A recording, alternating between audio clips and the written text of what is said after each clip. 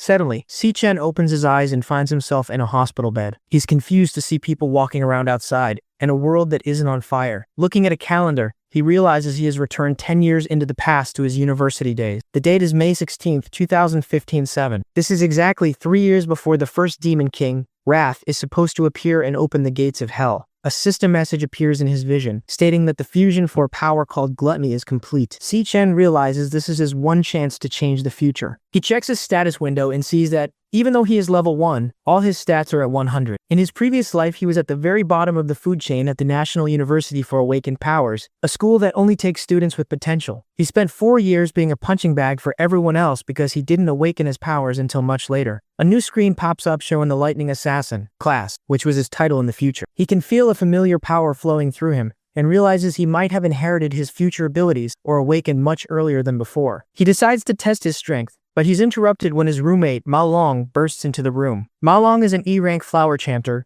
who was also at the bottom of the school's hierarchy. In the original timeline, he was killed just 3 days into the Demon King's rampage. Seeing his friend alive and breathing makes the reality of his return finally sink in for Si-Chen. Ma Long is shocked to see that Si-Chen's injuries from a beating he took the previous day have completely vanished. Since Ma Long can't see the system screens, he still thinks Si-Chen is unawakened. He reminds Si-Chen that the school's ranking test is tomorrow, and it's a requirement for graduation. Ma Long drags him out of the hospital, insisting they need to go back and prepare for the exam. Walking through the campus, Si-Chen can't help but stare at all the students. After living through a world of constant death and ruin, seeing so many living people in one place, it just feels surreal. Ma Long thinks he's losing his mind, but Si-Chen? Oh, he's already focused on the future. He knows that if he doesn't act now, the same hopeless timeline will just repeat itself. To change things, he needs to rank up as fast as possible. And in this era, the only way to do that is by clearing dungeons and killing monsters. But the major guilds, they have a monopoly on almost every site. Without a guild, a normal person has 0 chance of getting stronger. He looks back at his status screen. He's still level 1, but having 100 in every stat, that's unheard of. The government,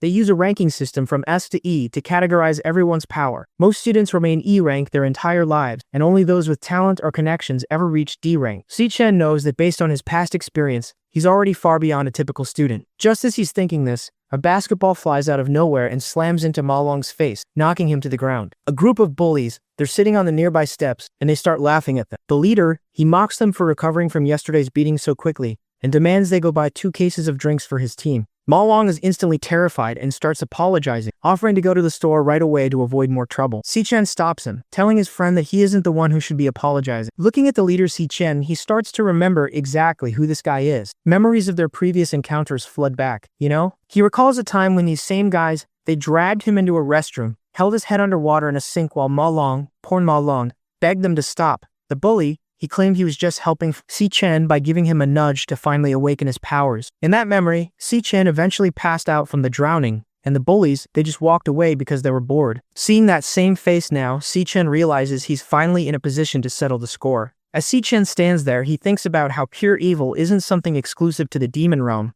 It's just as common in the human world. He realizes that while the monsters are a threat, people like this, they can be just as rotten. Gongchen continues to act like he owns the campus, laughing and telling his group to keep playing with the 2 of them. Ma Long, he's ready to cave in and go buy the drinks just to end the confrontation, but Si-Chen, he stands his ground. He tells Ma Long that it's not his fault and that the ones who should be apologizing are the bullies standing in front of them. This immediately kills the laughter, you know? Don Cheng turns around, clearly offended that his usual punching bag is talking back. Ma Long, he's losing his mind with fear, but Si-Chen, he remains calm. He knows this guy's deal. Gongchen is an E-rank flower warrior who only gets away with bullying because his older brother is the student council president and the strongest student in school. In reality, Gongchen's own powers are mediocre at best. Around them, other students start to gather, mocking Si-Chen for being useless and unawakened, expecting him to get sent back to the hospital after 1 hit. Gongchen loses his patience and activates his ability, causing his arms to transform into heavy, glowing, stone-like constructs. He cracks his knuckles and asks Si-Chen what he just said, but Si-Chen doesn't back down. He looks the bully right in the eye and tells him to leave them alone from now on. Infuriated, Gongchen swings a massive, powered-up punch, intending to teach Si-Chen another lesson. The impact creates a massive shockwave, but the result isn't what anyone expected. Si-Chen blocks the heavy blow with one arm as if it were nothing. Gong-Cheng recoils in pain, clutching his own arm, while the surrounding students stand there in total shock. They can't understand how the weakest guy in school just neutralized a powered attack from an awakened student with zero effort. Gong-Cheng hits the pavement hard, coughing up blood and struggling to catch his breath. He can't wrap his head around what just happened, so he tries to convince himself that he was just caught off guard by a sneak attack. He refuses to admit that he was simply overpowered. Meanwhile, the surrounding students, they're completely baffled, just staring at the visible lightning radiating from the guy they used to call a weakling. Frustrated and humiliated, Gong-Cheng starts screaming at his friends. He demands to know why they're just standing there watching instead of jumping in to help him. He wants them to back him up and put an end to this, but his crew is too paralyzed by what they just witnessed to move a muscle. They've never seen Si-Chen act like this, and the sheer pressure coming off him is enough to keep everyone in place. Gong-Chen loses his mind and charges at Si-Chen, screaming that he's gonna kill him. Si-Chen doesn't even flinch. He catches the bully's massive fist with one hand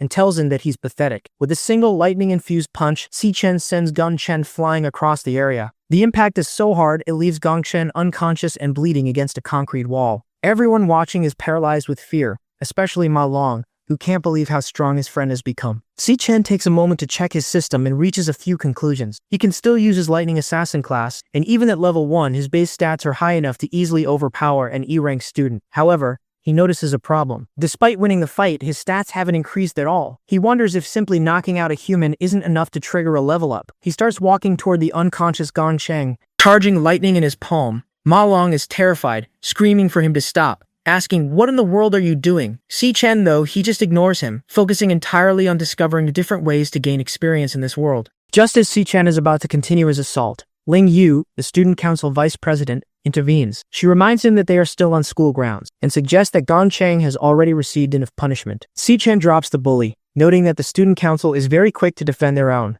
He knows that if he doesn't seriously intimidate people like this, they will just keep bothering him in the future. As he walks away with Ma Long, the rest of the students are left in a state of shock, realizing that the school's biggest losers are no longer easy targets. Ling Yu watches them go, seemingly interested in Si-Chen's sudden display of power. Back at the men's dormitory, Ma Long is frantically trying to convince their roommates that Si-Chen has finally awakened. He tells them that Si-Chen is an overpowered lightning assassin who completely destroyed Gong-Cheng. His roommates, Shang Zuo and Shan Yu, aren't buying it. Shang Zuo is an E-rank flame mage who considers himself the top dog of the dorm because he's the only one with a combat class. He mocks the idea of an awakened person needing to go for a run, claiming Ma Long must have taken a bad hit to the head. He's convinced that a loser like Si-Chen could never be a lightning assassin, and believes tomorrow's final rank evaluation will prove him right. Meanwhile, at an E-rank training den, the student council president, Gong Ting, finishes his workout. He is met by his brother, Gong-Cheng, who's now covered in bandages and just crying for help. Gong-Cheng claims that Si-Chen humiliated him in front of everyone and showed no respect for his brother's position. Gong Ting calmly tells him that he will take care of the situation.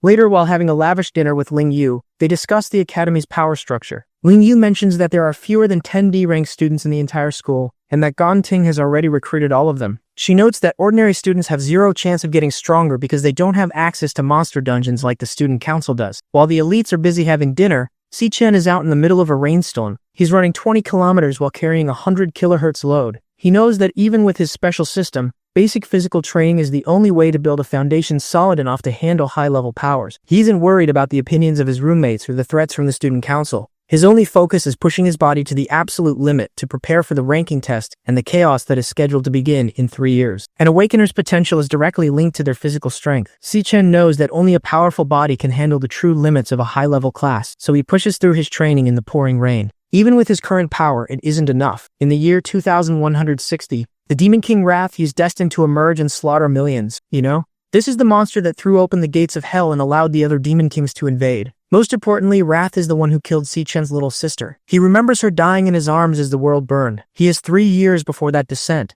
and he has to grow faster than the monster does. While he's out training, his phone rings. It's an incoming call from his sister, Si-Yoon. Hearing her voice for the first time in years feels like a miracle. She's upbeat, talking about a competition she's in, and how they can finally pay off the back rent if she wins. Si-Chen can barely speak. Overcome with the emotion of hearing her alive and well, he realizes that everything has truly begun anew, and he vows to protect her this time. He finishes his laps and returns to the dormitory. It's been 8 hours since he arrived in the past, and he's finally starting to adjust. After a shower, he considers his most pressing issue. To level up, he needs to enter a demon den, but the major guilds have a complete monopoly over them. Without being part of the elite, there's no way to find monsters to kill. As he lays in bed, his thoughts drift back to the power of gluttony. Just as he starts to drift off, a system window appears, initializing a process. Suddenly, his consciousness is pulled into a void. He wakes up standing in a sea of red water, staring at a massive, dark tower stretching into a purple sky. He was just in his bed a second ago, and now he's in a place he's never seen before. Si-Chen stands in a strange world of red water, staring up at a massive dark tower. He realizes he's somehow inside a monster dungeon. Suddenly, several E-rank monsters called Gravebounds emerge from the water.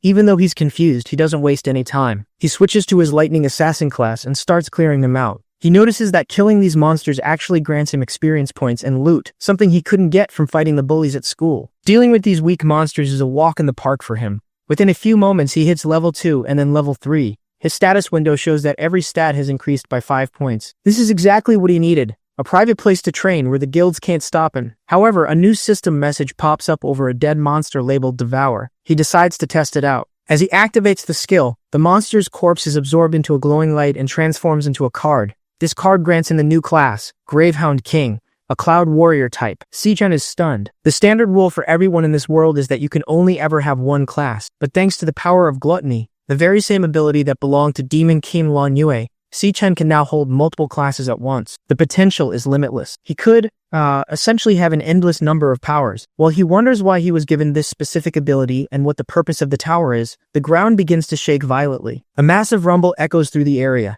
and the air becomes thick with an overwhelming pressure. Something far stronger than the E-rank hounds is about to show itself. A powerful figure emerges from the Tower of Darkness, claiming it has been waiting for Si-Chen for a long time. The system tries to identify the entity, but the name is completely glitched out. The hooded monster calls Si-Chen by name, which catches him off guard. It offers him a choice: stay and guard the tower by its side, or be crushed into oblivion. Si-Chen doesn't hesitate to refuse, stating there is no way he is staying in a hellhole like this. The two begin to trade dozens of blows. Si-Chen realizes that while he is barely at a D-rank level right now, he is facing an S-rank boss. The gap in their stats is overwhelming. However, he notices that the monster is intentionally avoiding his vital spots. It's clearly trying to make him submit rather than killing him outright. Even under this intense pressure, Si-Chen remains calm and analyzes the monster's movements. He discovers a pattern, a 0.4 second wind-up before each swing, and a 0.2 second recovery window afterward. He decides to gamble everything on that tiny opening. Using his electro blade, he times a strike perfectly during the monster's recovery, successfully triggering a paralysis effect. It's only enough to hold the boss for a few seconds, but that's all he needs. He activates Godspeed,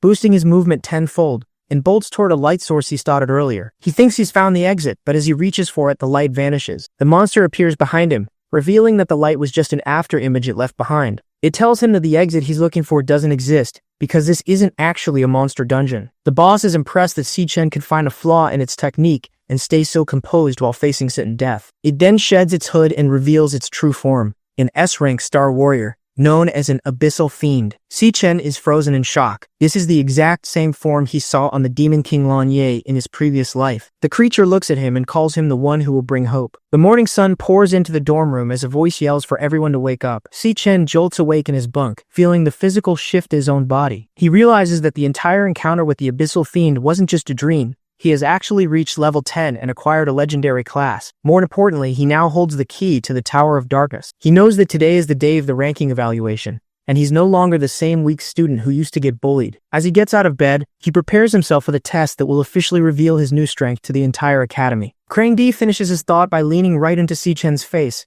telling him that all he smells is a loser outcast who won't ever amount to anything. He is trying to use his status as a D-ranker to make Si-Chen feel small before the evaluation even starts. Even with the officer breathing down his neck and insulting him, Si-Chen doesn't move or show any signs of being bothered. He just stays quiet, letting the bully think he still has the look away, maintaining a cold, steady gaze that suggests he's seen far worse than a schoolyard bully. Si-Chen wakes up back in his dorm room, confused about whether his battle in the tower was real. He checks his body and finds that all his wounds have completely vanished. When he pulls up his system, he sees he's actually level 10 now, with all his stats boosted to 150. He even has the loot and the Abyssal Fiend card in his inventory, proving he didn't just dream the whole thing. He wonders what kind of rank these new stats would give him in the real world. His roommate, Shang Zuo, comes over to act like a big shot. He heard the rumors about Si-Chen's supposed strength and warns him not to try and take his spot as the top dog of the dorm. Shangzhuo explains that while they are all E ranks, there are 3 tiers within every rank. He claims to be a mid-tier E rank, how E rank will fully control the dorm and sit with higher-ups in the dark, and see why brains make you laugh at his mask, making him far superior to low-tier losers like Si Chen and Ma Long. He is convinced that today's test will prove he is the only one in the room getting stronger. As they head to the ranking ceremony, Ma Long tells Si Chen to go for a D rank to shut everyone up. When they arrive at the ceremony grounds, they run into Gong Cheng's minions. The roommates expect another confrontation,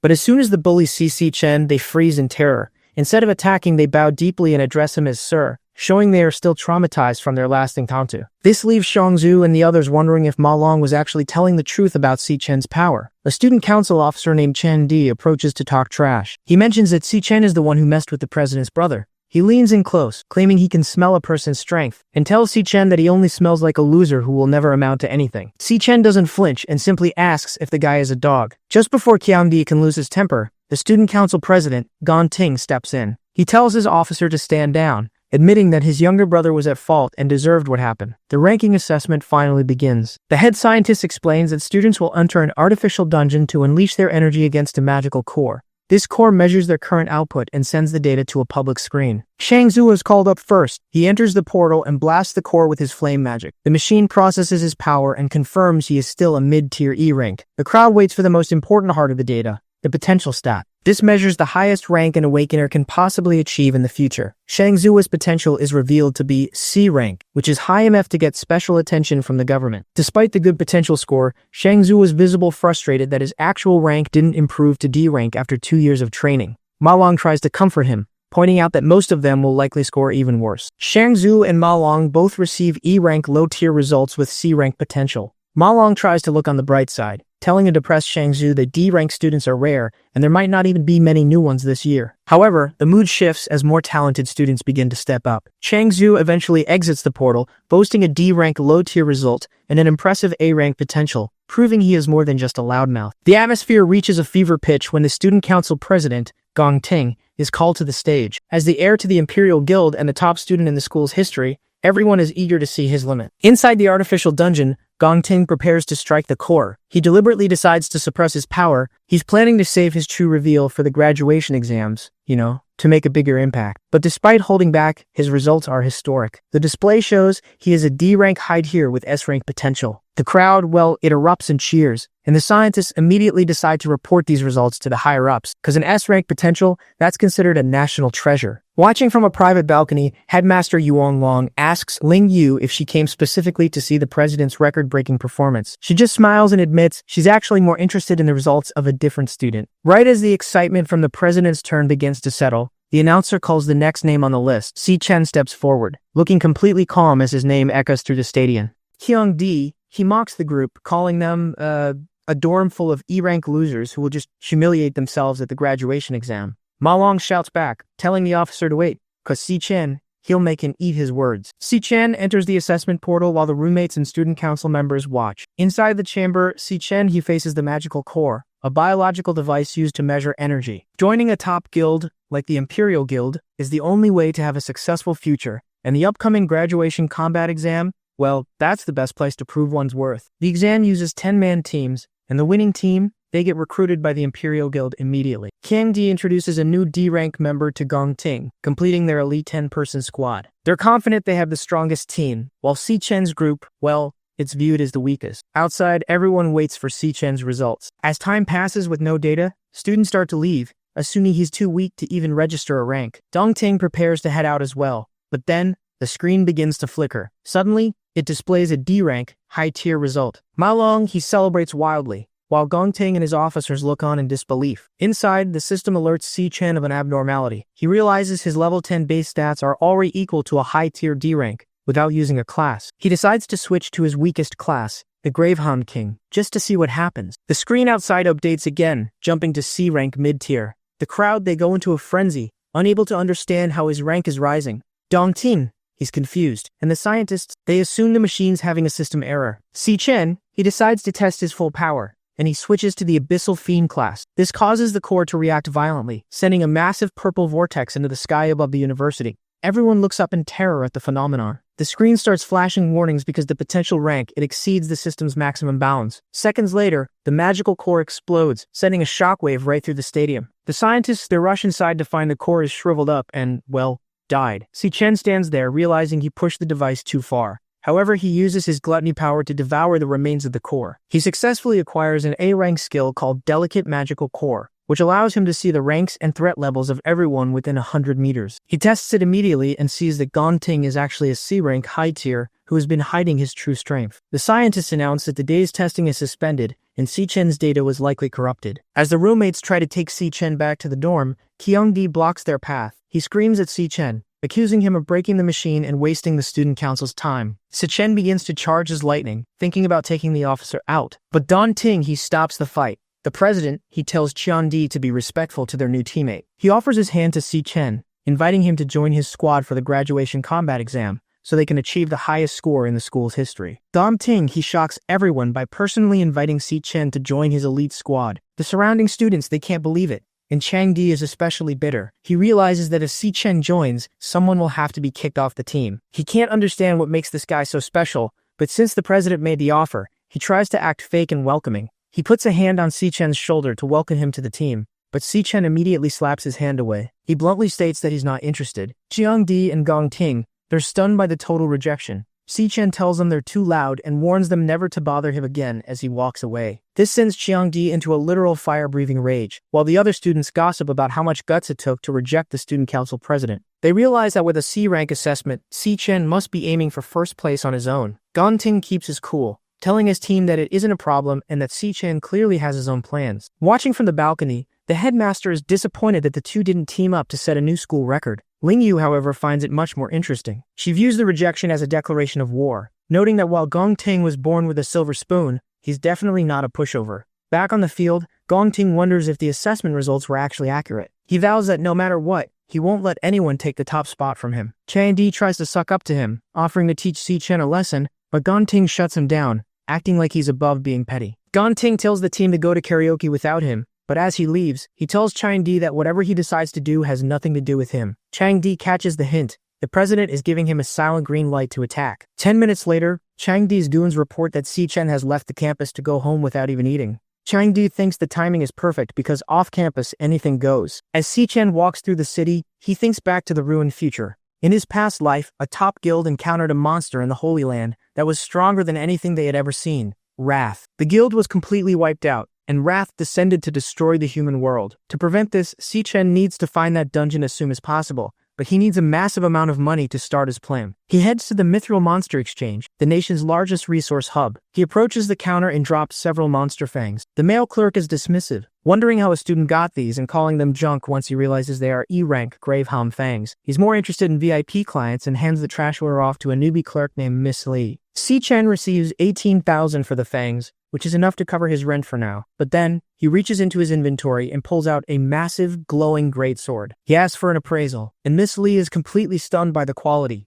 guessing it's at least a B-rank or maybe even an A-rank weapon. The arrogant male clerk laughs at her, claiming A-rank gear is worth millions and that a broke student couldn't possibly have anything that valuable. Suddenly, a well-dressed man enters and corrects him. He explains that the gear isn't A-rank. It's an S-rank piece of equipment from the Abyssal Lands. The clerk's jaw drops in horror as the man approaches Si-Chen. He shakes his hand, stating they are honored by his patronage, and personally invites him to the VIP lounge. Si-Chen smiles, knowing his plan worked. He recognizes the man as King Zi, the leader of the Mithril Guild. Once they are seated in the lounge with the sword resting on the table, Qingji asks how much he intends to sell it for. The young man plainly asks for 1 million. Qingji is surprised. He explains that even A-rank weapons sell for millions, and this S-rank sword could easily fetch tens of millions on the open market. The young man clarifies that he doesn't want to sell it. He wants to use the S-rank weapon as collateral for a 1 million loan, promising to pay it back in exactly 1 month. Qingzi realizes the student has no intention of losing the sword and plans to use it for himself later. He wonders if the boy is a rich runaway or a hidden prodigy,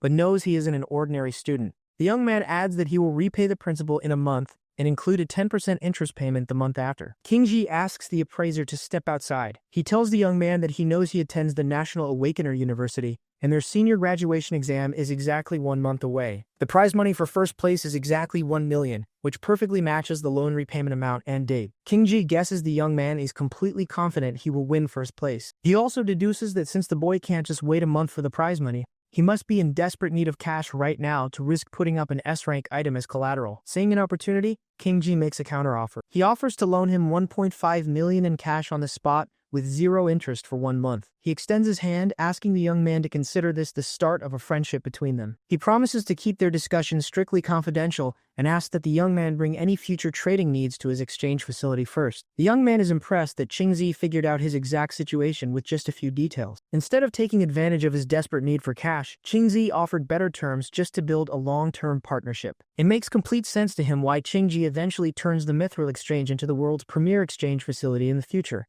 They shake hands to seal the deal. The young man knows that to eliminate Wrath, he can't rely solely on his own strength. He needs to start making trustworthy allies. The magic contract is completed, and 1.5 million is transferred into his account. King Ji asks what he plans to use for his upcoming graduation exam now that he used his weapon as collateral. He offers to lend him some high-rank equipment from the shop. The young man says there is no need. He reaches out and summons another identical S-rank greatsword. King Ji and his staff are completely speechless. Leaving the shop, he takes a taxi to the long-distance bus terminal. While waiting, he thinks back to his past life. His family struggled financially, and since he hadn't awakened after graduation, no guild would accept him. They barely scraped by on odd jobs to make rent. His younger sister, Si-Yun, even tore up her acceptance letter to her dream art school, just to avoid adding to their financial burden and to stay close to him. His thoughts are interrupted when Si-Young calls out to him, asking for help with her luggage. He stares at her, realizing it has been 7 years since he last saw her. He rushes over and wraps her in a tight hug. She complains that he is choking her and asks if he's acting weird because a girl rejected him. He takes her bag,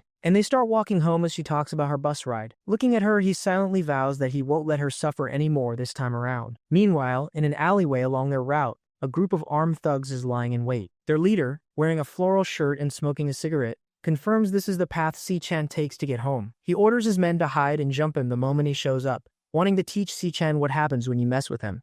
Their leader, a D-rank cloud assassin named Qiang-Di, holds a grudge. The young man previously told them to stop bothering him, and Qiang-Di wants to cripple him so he misses graduation. Unaware of the ambush, Si-Yu notices her brother acting weird and tries to cheer him up. They enter the alley, and the thugs prepare to jump them. The young man catches their scent immediately. He pulls out a pair of wireless earbuds, places them in Si-Yun's ears, and plays her favorite song, telling her it will help her understand his mental state. As she closes her eyes to the music, he steps forward, his eyes glowing. In his past life, he lost his last family member in the year 2160 and wasn't reborn until 2167. This is his first time seeing his sister in 7 years, and he is furious these thugs are ruining the moment. Lightning crackles around him as he launches forward. He smashes the first thug's face into a wall and snaps another's arm with a single punch. The thugs panic at his overwhelming strength. Qiang-Di screams that he's the strongest cloud assassin and lunges with his knife. The young man effortlessly dodges the blade and drives a lightning-laced punch straight into Qiang-Di's face. The leader is sent flying, crashing hard against the pavement. Standing over the bloody assassin, the young man glares down and asks what part of "never bother me again" he didn't understand. Looking down at the bleeding assassin, the young man reminds him that he clearly told them never to bother him again. He asks what part of that he didn't understand. Lying on the ground with broken ribs and numb legs, Qiang-Di finally realizes the student's rank assessment was real, and he's definitely not a D rank. Terrified and crying, he stammers a weak apology. The young man instantly grabs him by the collar and presses a knife against his throat, telling him to shut up. He threatens to kill him right there if he makes a single sound. Looking into his glowing red eyes, Qiang-Di knows he isn't bluffing. He feels the intense killing intent radiating from him, and wonders what kind of hell a simple student must have gone through to have an aura of pure death like that. The young man tells him to listen closely to his next words. He doesn't care if they all rot, but they are to never bother him again. He then warns them that if they ever try to harm his sister, or even appear in front of her, he will permanently make each of them disappear without a second thought. Pressing the blade just enough to draw a bit of blood, he asks if Qiang-Di understands. The terrified leader quickly nods. Satisfied, the young man drops the knife and walks away, leaving the thugs beaten in the alley as his sister's song continues playing.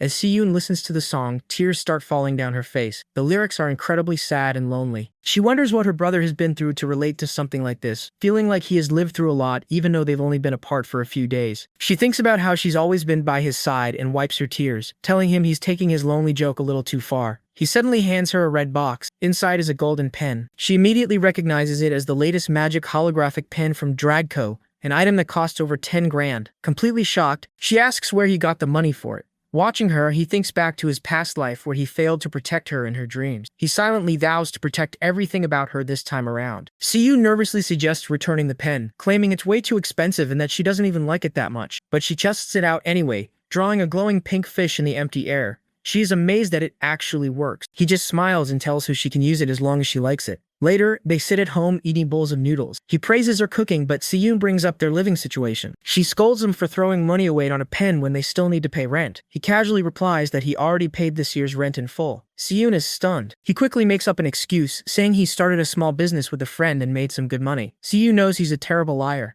She realizes he is being highly suspicious and is definitely keeping secrets from her now. But as she looks over at him, she sees his bright, genuine smile. She realizes it has been ages since she saw him look that happy. At a large aquarium, the university's director of career services, Gong Swan, talks to a student named Gong Ting. Gong Swan confirms that Si Chen is officially a C rank and is the only student in the school ranked higher than Gong Ting. He warns Gong Ting that his father invited the vice chairman of the alliance to watch the graduation exam, so he can't let anyone steal the spotlight. If things go wrong, Gong Swan suggests having Si Chen fill a vacancy on Gong Ting's team. Gong Ting refuses, calling Si Chen a deadbeat. Gong Swan points out that Si Chen recently beat Kang Di so badly that over 60% of his body was fractured and won't heal in time for the exam. Gong Ting still doesn't care. He believes Si Chen already showed his full abilities during the ranking assessment. He vows to show everyone who the strongest really is during the combat exam. At 11 p.m. in the men's dormitory, Si Chen takes a shower after finishing a 100-kilometer weighted run. With his money issues solved,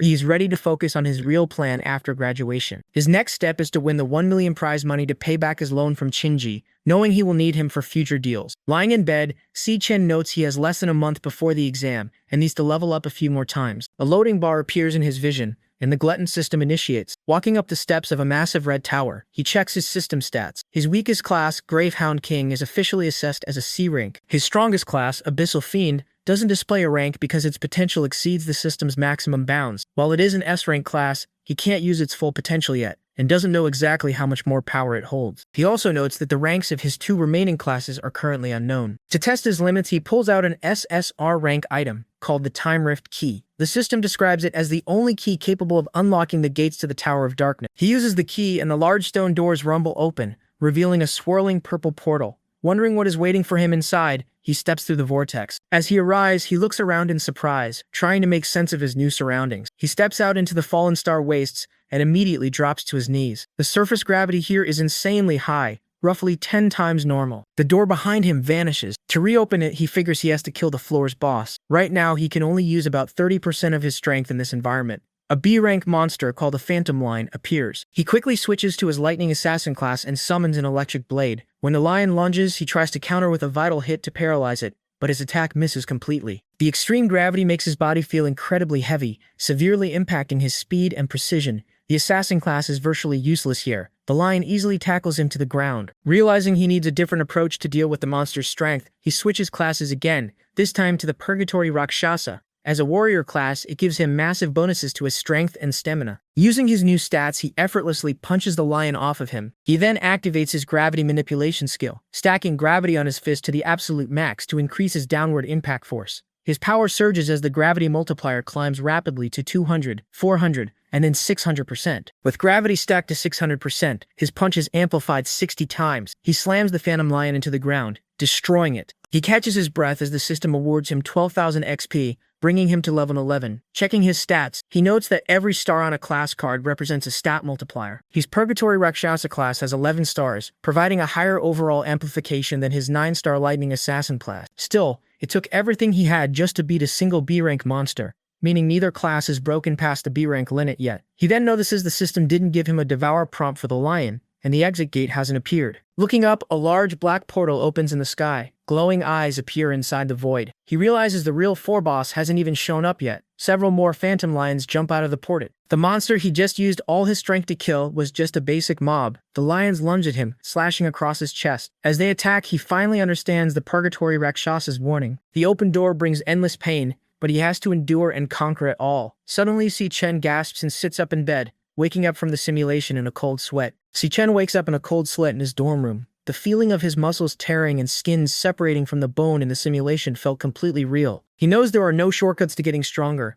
and his arduous path through purgatory has just begun. Later that week, the students gather in the grand auditorium for the graduation combat assessment team formation. The students talk among themselves about the new rules. Since higher-ups from the Guild Alliance are coming to watch the exam live, Every team is now required to have at least 5 members, and at least one must be a high E rank or above. Gong Swan announces that everyone's rank information has been sent to their wristbands so they can start forming their teams. As the students check their holographic lists, they notice something wrong with Si-Chen's stats. The system shows him as a low E rank. They are confused since he previously tested as a C rank, and they quickly assume his demon heart really was broken back then, causing his rank to drop. Seeing this, the other students immediately lose interest in teaming up with him, not wanting to carry a deadweight during such an important graduation exam. Gong Ting and his friends just laugh, mocking Si-Chen for rejecting Gong Ting's team invitation earlier and assuming he must be regretting it now. Watching from the front desk, Gong Swan looks at his nephew. He thinks about how Gong Ting is just so disappointing, not knowing how to truly utilize power and human nature. He decides to teach his nephew a lesson by using his administrative authority to isolate Si-Chen, making sure his opponents won't even have the qualifications to compete. Students are told to form teams for their upcoming graduation exam.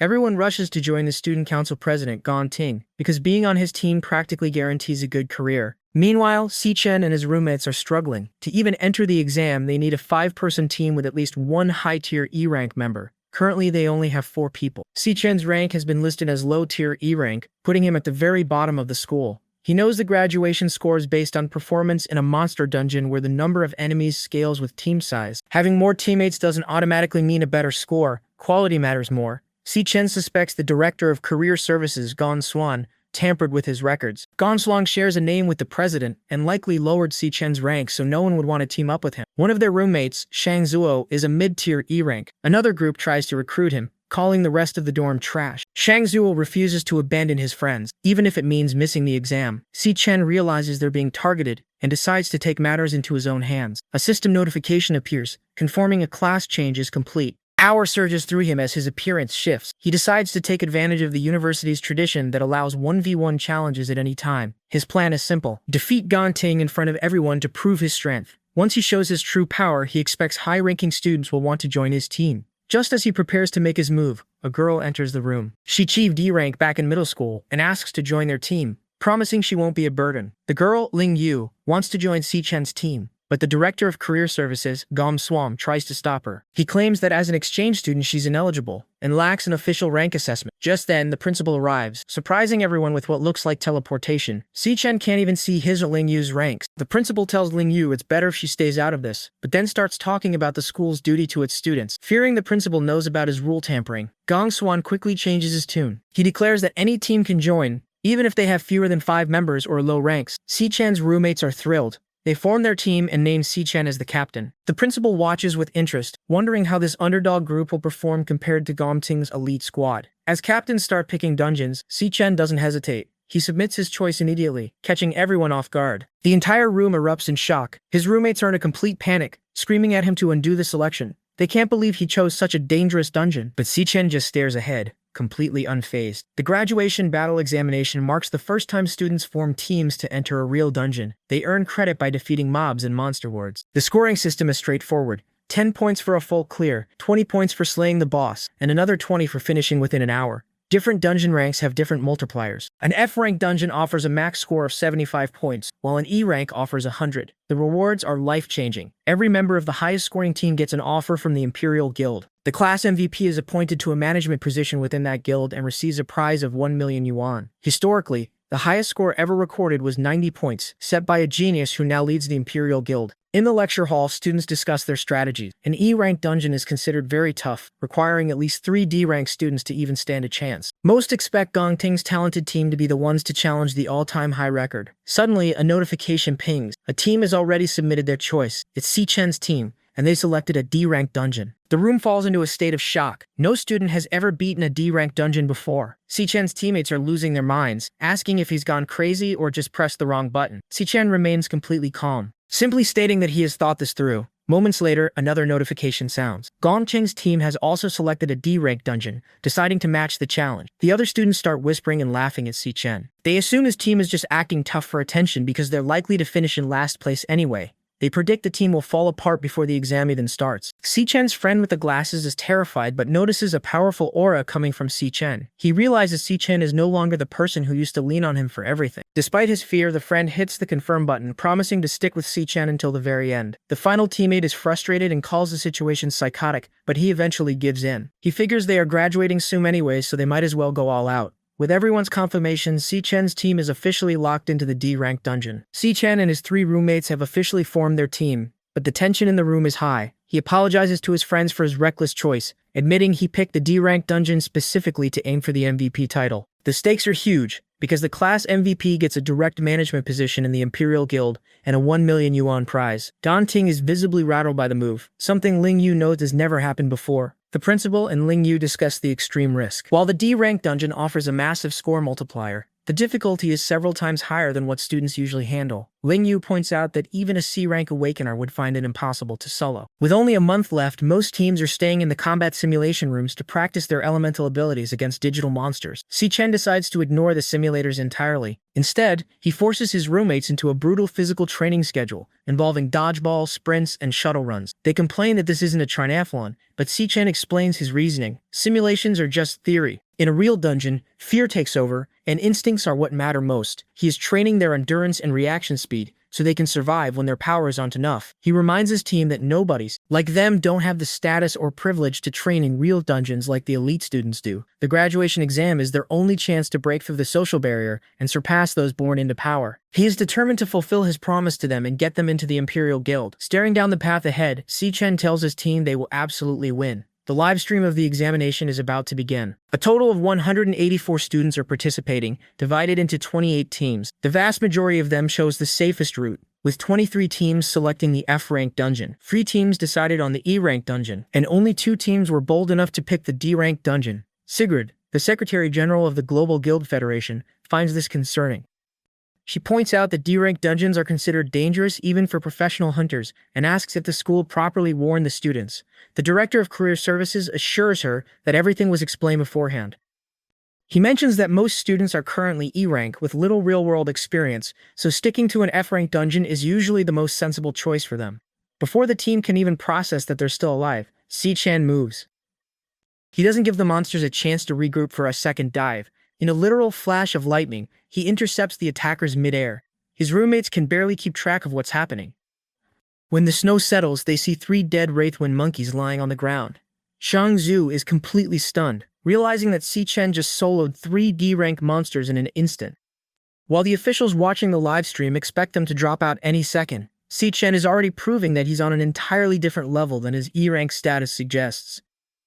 Si-Chen tells his teammates that their current strength isn't enough to handle the monsters. He tells them to just focus on protecting themselves while he handles the rest. With a massive burst of lightning, he leaps into the fray. Ma Long and Sheng Yu realize that the training Si-Chen gave them earlier wasn't so they could help him fight, but simply so they could survive the encounter. Sheng Yu feels a bit frustrated. He used to be the boss of their dorm, but now he has to rely on Si-Chen just to make it to graduation. The monsters are flying monkey-like creatures with bat wings. Si-Chen moves through them like a blur, tearing them apart with yellow lightning strikes. To the onlookers, he doesn't look like a student at all. He fights like a battle-hardened warrior. Xiang Yu watches as Si-Chen leaves them further and further behind. Suddenly, another monster attacks from behind. Xiang Yu manages to block it with his glowing, heated fist. He tells Ma Long that they can't just be deadweights and rely entirely on Si-Chen. They realize this graduation assessment belongs to them as well. Xiang Yu uses a skill called Flora Chant, Vine Lock, sending out massive vines to trap a monster. The creature is too strong and breaks free instantly, but Ma Long follows up with Cloud Chant, Frost Breeze. The icy wind slows the monster down, allowing the 2 of them to finally coordinate an attack together. Ma Long and Shang Yu coordinate their powers, combining ice and plant magic into a combo skill that traps a ghost bat monkey in a frozen vine cage. They signal for Shang Zhou to finish it off. He charges forward, unleashing a nuclear mage burst flame bullet. The monster is incredibly tanky and survives the initial blast, forcing the other 2 to hold the line as they reach their absolute limits. Shang Zhou refuses to back down and pours everything into one final attack, the converged burst flame bullet. A massive explosion rocks the cave, and a system drone confirms the D-rank monster has been successfully killed. The trio collapses in exhaustion, celebrating their impossible victory. Si-Chen, who has already cleared the rest of the cave,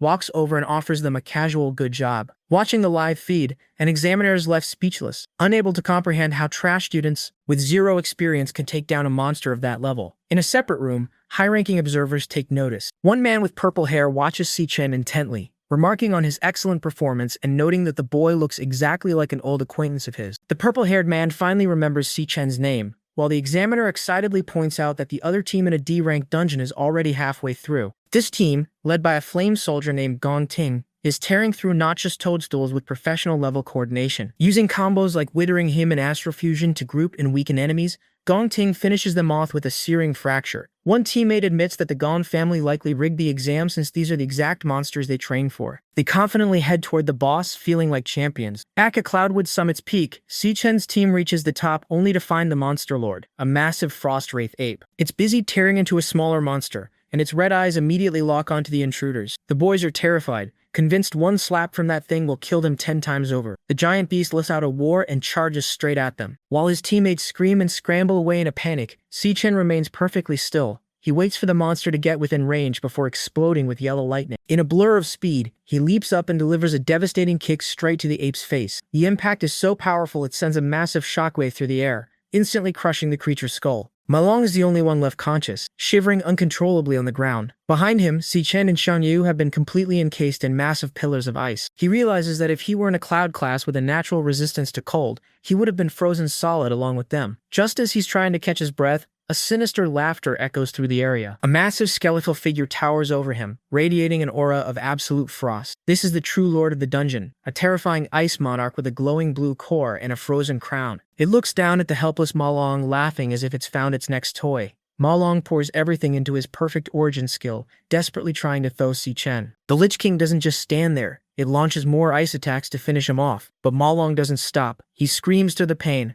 refusing to let his teammates stay frozen. His persistence finally pays off. Deep inside the ice, Si Chen's eyes snap open, burning with a fierce golden light. The massive ice pillar shatters into a million pieces as Si Chen breaks free, instantly tapping into his full power. Before the Lich King can even react, Si Chen activates his Godspeed skill. He becomes a streak of lightning, moving so fast that the world seems to stand still. The Lich King can only watch in absolute shock as Si Chen closes the distance in a fraction of a second. Ma Long is in complete shock, realizing that Si Chen isn't just a lightning elemental assassin. He watches as a skeletal mask forms over Si Chen's face, realizing he's looking at a rare dual-class awakener. Si Chen apologizes to his team for misjudging the situation and putting them in danger. A class change. Notification appears as Si Chen's energy shifts from blue to a dark purple and pink. The transformation completes, revealing his new form, the Abyssal Fiend. Now sporting horns, glowing eyes, and wielding a massive jagged energy blade, Si Chen declares he's going to finish this immediately. He swings his weapon, letting out a powerful shockwave as he prepares to end the battle. If you didn't want to be killed by the sword of Si Chen, then please subscribe to our channel for more updates.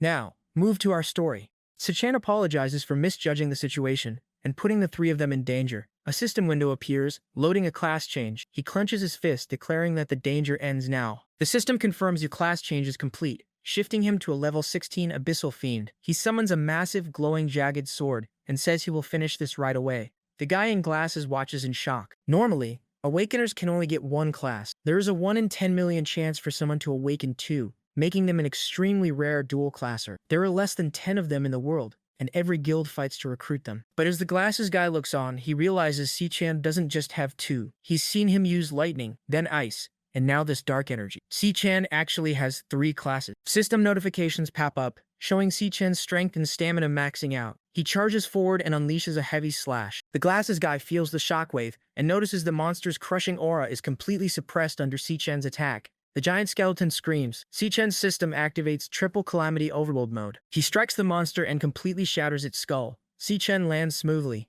The system gives him 5,000 experience points, leveling him up to 17. The boss drops an item called Frostbone Skewers. The glasses guy walks up, saying he should have known Si Chen could easily one-shot a C-rank monster lord. Then he suddenly remembers their other 2 teammates are still frozen. He asks Si Chen if he has the energy to defrost them, but then panics and runs off to check on Shang Zhuo and Shan Yu himself. While he runs off, a Devourer notification pops up over the shattered skull. Si Chen holds his hand out toward the remains and the system begins devouring it. The devouring process finishes and the system rewards Si Chen with a new class, the Frostbound Lich King, a Cloud Mage type. He realizes this is the first time he's gained a class outside of the Dream Realm. He also remembers that his Arctic Nova attack froze their recording Robocam earlier. That means the examiners watching didn't see him use multiple classes. Figuring they still have plenty of time to get a perfect score, he's suddenly interrupted by another system prompt. His Lightning Assassin class reaches 100%, and he levels up. He gains 1 star point that can be allocated to his stats, leaving him a bit surprised. Meanwhile, Team Gong Ting is struggling in a high-risk D-rank dungeon called Gloombind Grotto. They are fighting a dungeon lord, a giant man-eater plant. One teammate tries to hold the beast back with glowing purple chains while an archer shoots lightning arrows at it. The archer complains that the monster is too tanky and his attacks aren't doing any damage. The giant plant easily breaks free from the chains and swats the team away. Panicking, they realize they never faced anything this strong in training, and put all their hopes on Gongting. Gongting stands back while 3 of his teammates cast magic circles to buff him. Once his stamina, strength, and elemental power max out, he declares he has enough power. Covered in flames, he dashes at the monster and leaps high into the air. He brings his flaming sword down, telling the beast to split. Using his Flame Soldier class skill, Sorrow Blade Burst, he unleashes a massive fiery explosion that completely wipes out the boss. His teammates cheer, calling him a legend as the Robocam announces their successful clear. They finished the D-rank dungeon in just 35 minutes. Because they cleared it in under an hour with a 3x difficulty multiplier, they earn a perfect score of 150 points. The team celebrates setting a brand new school record, while Gongting calmly sheaths his sword. Back in the waiting room, a few guys assume anyone returning this early must be trash who forfeited, since even a basic F-rank dungeon takes at least an hour. Seeing Si Chen and his teammates resting nearby,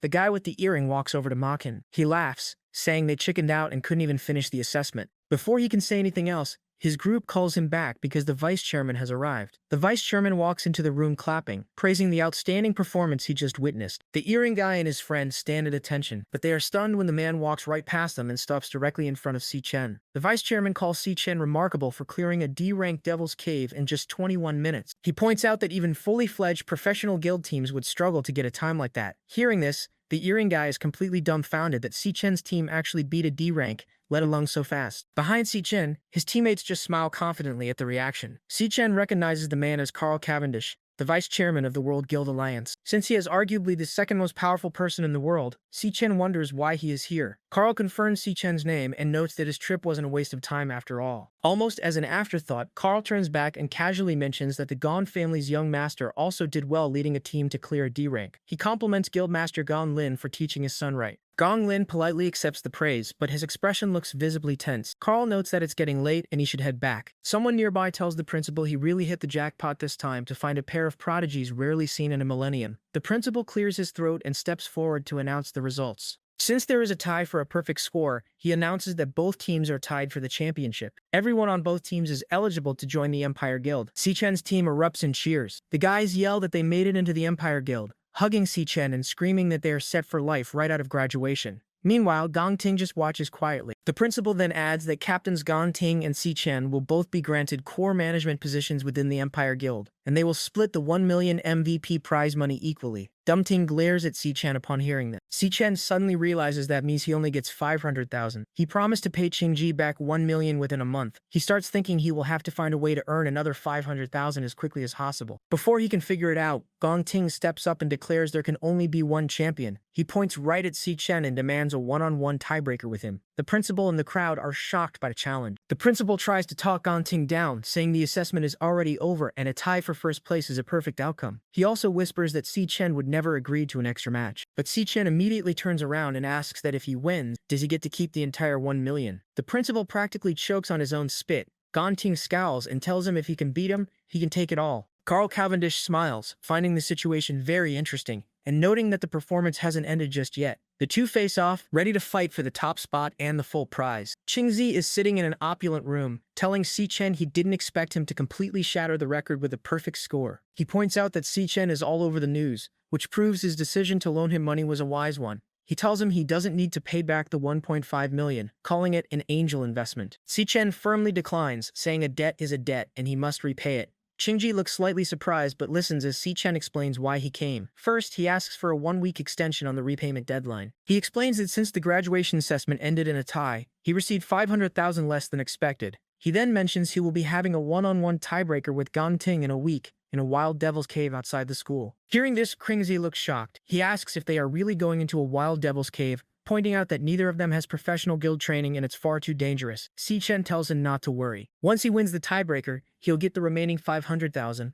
and will give Qingzi all the materials he gets from the cave as interest for the extension. Qingzi thinks to himself that Si Chen wasn't show any fear about the danger. Instead, he's only focused on his debt and interest. He takes a sip of water, noting that Si Chen truly is extraordinary. Then Si Chen mentions he has another, more important reason for coming today. At Qingshui Middle School, The final exams had just finished. A girl named Xiao Yun stretches and cheers that summer vacation is starting. She looks at her phone lock screen, which is a picture of her and Si Chen. She realizes today is his graduation assessment. 4 years ago, Si Chen showed her his admission letter to the National Awakener University. He was thrilled that they detected elemental potential in him. Xiao Yun asked if he would become an awakener just like their parents. He promised that he would join a top guild, make tons of money for them, and maybe even uncover the truth behind their parents' disappearance. She told him he was amazing and would definitely become a great awakener. But as time went on, Si Chen never awakened. He worked harder than anyone else after getting into the university, but in the end, he was the only one who failed. Xiao Yun thinks about how lonely he must have felt watching everyone else awaken while he didn't, but he never showed it to her. Her friend runs up to her, excitedly asking if she heard the news. She says the National Awakener University produced 2 genius graduates this year, who both led their teams to perfect scores. They even got praised by the vice chairman of the Guild Alliance. The friend says it's all over the news and then remembers that Xiao Yung's brother goes to that school. Xiao Yung looks down a bit sadly. Suddenly, a voice calls out to her. A guy with pink hair steps forward, saying good afternoon to Xiao Yung.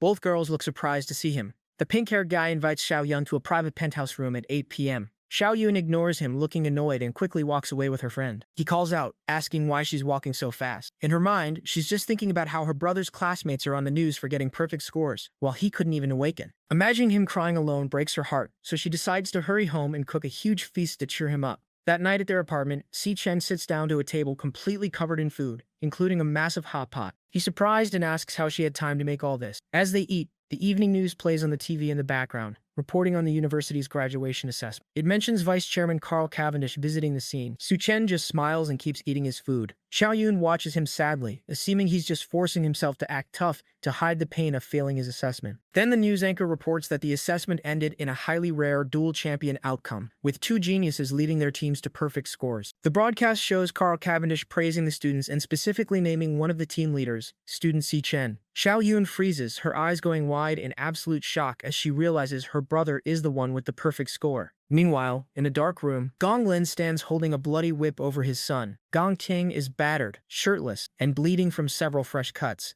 His father scolds him, saying he set up the stage and invited the audience, yet Gong Ting still botched the performance. He didn't win, and instead lost to some no-name brat. Dong Lin tells his son that from now on, he doesn't get to make his own decisions. He has already arranged everything for the combat tiebreaker in a week. Since Gong Ting couldn't get it done himself, his father is going to do it for him, by any means necessary, declaring that first place can only belong to the Gon family. The news broadcasts a report about the National Awakener University combat exam. 2 students led their teams to a perfect score. Vice Chairman Cavendish is on TV praising the results and giving special recognition to one student in particular, Si Chan. Watching the broadcast, a girl with braided hair freezes. She turns to the guy and asks if the Si Chan they just mentioned is him. Casually eating his meal at the table, Si Chan simply says yes and asks what about it. His sister drops her spoon in shock. She starts crying tears of joy, completely stunned that her own flesh and blood actually managed to pull off a perfect score. Si Chan just stares back at her calmly. Meanwhile, Vice Chairman Cavendish is enjoying premium Wagyu beef at a high-end restaurant. He asks his subordinate, Kite, for her report. She slides a top-secret file labeled The Glutton across the table. She reports that for the past year, the target hasn't left a single footprint behind. Cavendish figures it might already know they are watching and tells her to eat. But Kite brings up one more thing.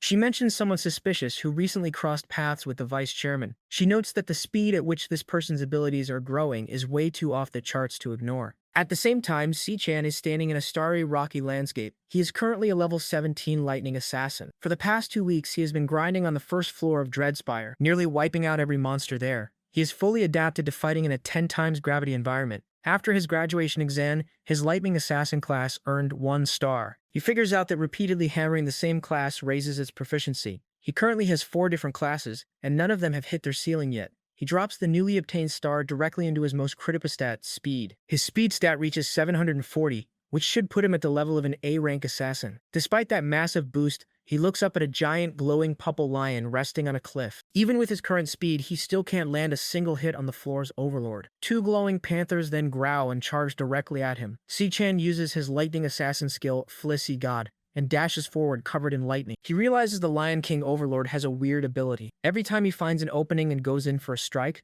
the lion blinks out of existence. It reappears next to whichever lioness is the farthest from him. They constantly shift positions, but their formation never changes. 2 lionesses always stay at close range to keep him busy, while the other 2 hang back on standby. The Lion King always stays at maximum distance. Si-chan realizes it's an overlord that lets everyone else do the dirty work. He wonders what class the Lion King is. He charges in with a lightning strike, but the panther dodges. He swings again, but the beast blinks out and pops up right beside the lion. The second he stops moving, another lioness charges in to bait him into attacking. Their coordination is perfect. One attacks, vanishes, repositions, and then another attacks. It is an endless loop meant to grind him down. Bruised and out of breath, Si-chan realizes the Lion King is literally playing with him. Suddenly, he gets an idea. He jumps high into the air to dodge a panther. He asks himself why he's even trying to beat them at their own speed game. Realizing he doesn't need to play their speed game, Si-chan decides to switch tactics. If they won't meet him head-on, he'll just tear them apart from a distance. He switches his class to his Cloud Mage form, the Frostbone King. Mages might be glass cannons up close, but at range they own the entire battlefield. He rains down a massive barrage of ice specks, covering the area. The relentless area of effect attacks leave the beast with no room to dodge, forcing them right into his kill zone. Once they are grouped up, he drops a Frost-Blessed bomb. The massive icy explosion leaves them with no corner to hide in, freezing the Lion King and its minions completely solid. With his targets immobilized, Si-chan switches classes one more time to his Stellar Warrior form. He activates Triple Cataclysm in Crushing mode,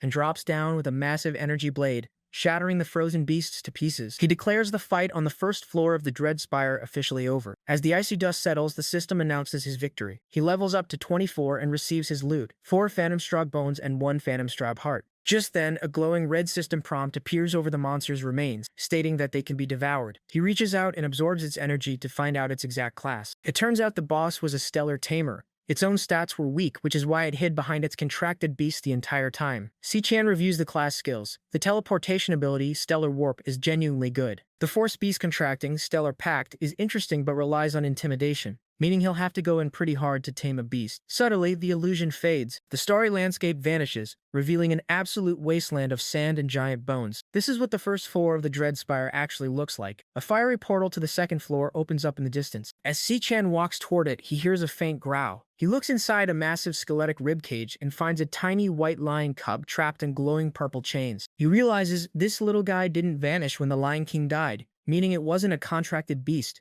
The Phantomane Lion King must have locked it up here. Si-chan uses his lightning to shatter the chains, freeing the cub. He tells the little guy that this wasteland was its home, and gives it back its freedom. Knowing exactly what it feels like to be trapped, Si-chan tells the cub to stay alive and keep going. He turns around to head down to the next floor. Just then, a system notification buzzes. A beast contract request is incoming. Because the little lion initiated the request itself, the recruitment success rate is a guaranteed 100%.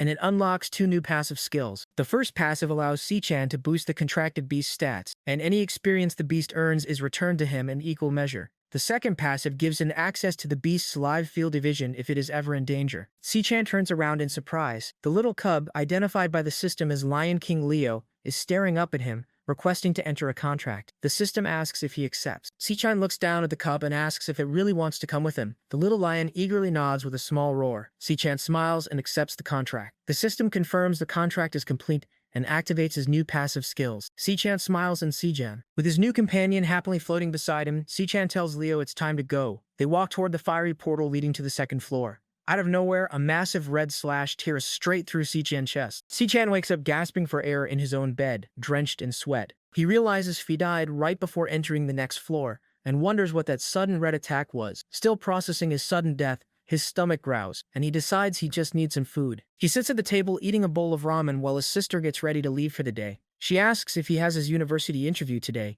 complaining about how annoying the National Awakener University process is. Sumire confirms his interviews at 2 p.m. He pauses to look at a framed photo of the two of them. He thinks about how much she has supported him over the years and is glad he finally has the strength to support her back. He sits down with his tablet and notes that his current classes are capped at level 30. Si-chan looks at his tablet and sees a system message stating that his current classes are capped at level 30. He is surprised by the sudden restriction. Before he can think much about it, a dark purple portal opens right above him. The little white lion cub Leo drops directly into his lap. The cub immediately starts running around, tearing up the living room cushions and making a huge mess. Sumire checks his system again and reads the description for his second passive skill. It states that if his contracted beast is ever in danger, he gains access to its live field of vision, which explains the sudden teleportation. Si-chan remembers his sister loves cats and knows she is going to freak out when she sees the little guy. Ignoring the mess for now, he sighs and heads to the bathroom to take a shower. Meanwhile, in a dark location, a heavily bleeding man gasps for air. He begs his brother to save him, his eyes wide with terror as a red glow reflects in them. Suddenly, a sharp green blade slices through him, landing a critical hit. At the same time, Si-chan's sister is walking down the street, struggling with heavy grocery bags. She complains to herself about the weight and thinks about how they need a car soon. As she walks past a dark alleyway, she hears a strange noise. She stops and turns to look inside the shadows,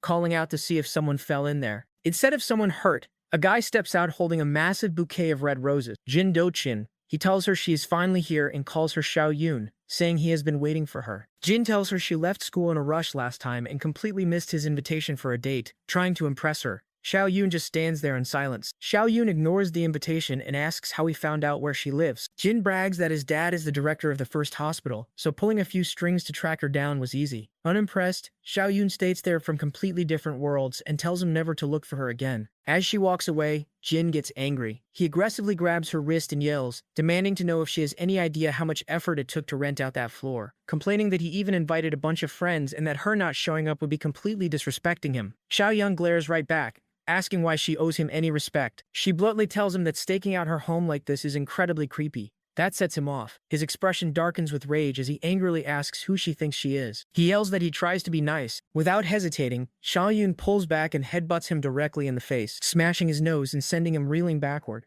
With Jin on the ground clutching his bleeding face, Xiao Yun yells at him to go get his brain checked at his dad's hospital first. She turns her back on him and walks away, telling him to stop bothering her and complaining that he completely ruined her mood. When she finally gets back home to her apartment, she is immediately greeted by the little white lion cub Leo, who looks up at her excitedly with wide eyes. Xiao Yun immediately picks up the cub. She rubs her face against the little guy, completely obsessed, and asks Ash where he bought such an adorable magical beast. Ash casually tells her his name is Leo, and that she will be taking care of him from now on. Thrilled, Xiao Yun excitedly asks if she really gets to raise a little lion. Xiao Yun pets the purring cub and notices something unusual. She points out that Leo is tiny but already has a long mane, even though usually only adult male lions grow them. She quickly brushes it off, deciding she will just get a magical beast adoption lessons tomorrow to officially register him. Ash watches them with a smile. Seeing how fond his sister is of Leo, he is relieved knowing he won't have to worry about her safety at home anymore. Just then, Ash's phone dings with a notification. He picks it up and checks the screen. It's an email from the guild supervisory bureau.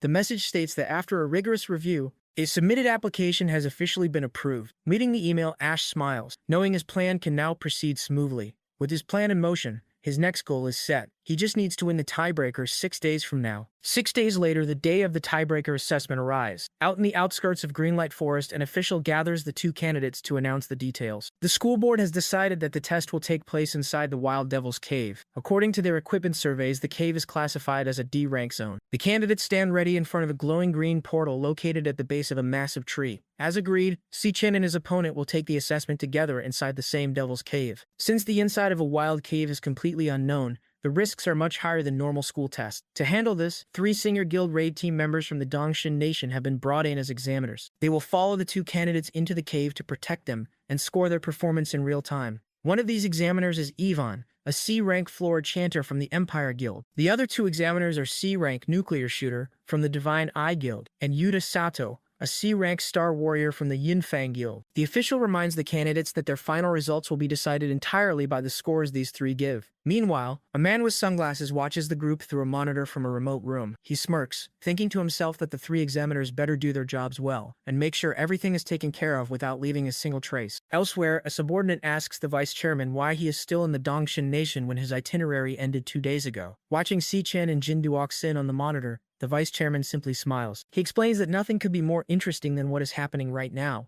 noting that he hasn't witnessed a duel between geniuses in many years. Back at the cave entrance, the official raises his hand toward the glowing green portal and formally announces the start of the National Awakener University's class of 2157 graduation combat assessment. The one-on-one tiebreaker officially begins, pitting Si-chen against Gong Ting. The tiebreaker officially begins. Si-chen and Gong Ting step forward and walk straight into the glowing green portal. Si-chen passes through the bright light. Inside the cave, Si-chen and Gong Ting walk into an area filled with dead trees. The examiners step through the portal behind them. Looking around, one examiner notes that it looks like a flora-type devil's cave. The other two casually bicker when one offers a cigarette while they are supposed to be proctoring on camera. Suddenly, red static sparks across Si-chen's chest. He pauses as a red system alert flashes in front of him. The system issues a high-risk warning, stating that a high-risk monster has been detected. Si-chen realizes this is the first time his devil heart has ever issued a warning. The red warning screen flashes, labeling the threat as extremely high rank and highly dangerous. Si-chen notes that this is the very first time he's ever seen the Demon Corps send out a warning like this. Just as suddenly as it appeared, the alert completely vanishes. Looking at the twisted dead trees around them, he questions if there could really be high-rank monsters hiding inside a simple D-rank lair. With the warning gone, he and the other candidate continue walking down the path. As the two candidates walk deeper into the foggy terrain, the three examiners follow closely from a ridge above. One of the proctors notes how thick the fog is getting and reminds the others to keep a close eye on the students. Suddenly, the ground breaks open right in front of them. A large green insect monster emerges from the rocks. A system tag identifies it as a D-rank toxin cage ant, categorized as an AoE archer class. Without hesitating, Gong Ting draws his sword and dashes forward to attack the creature,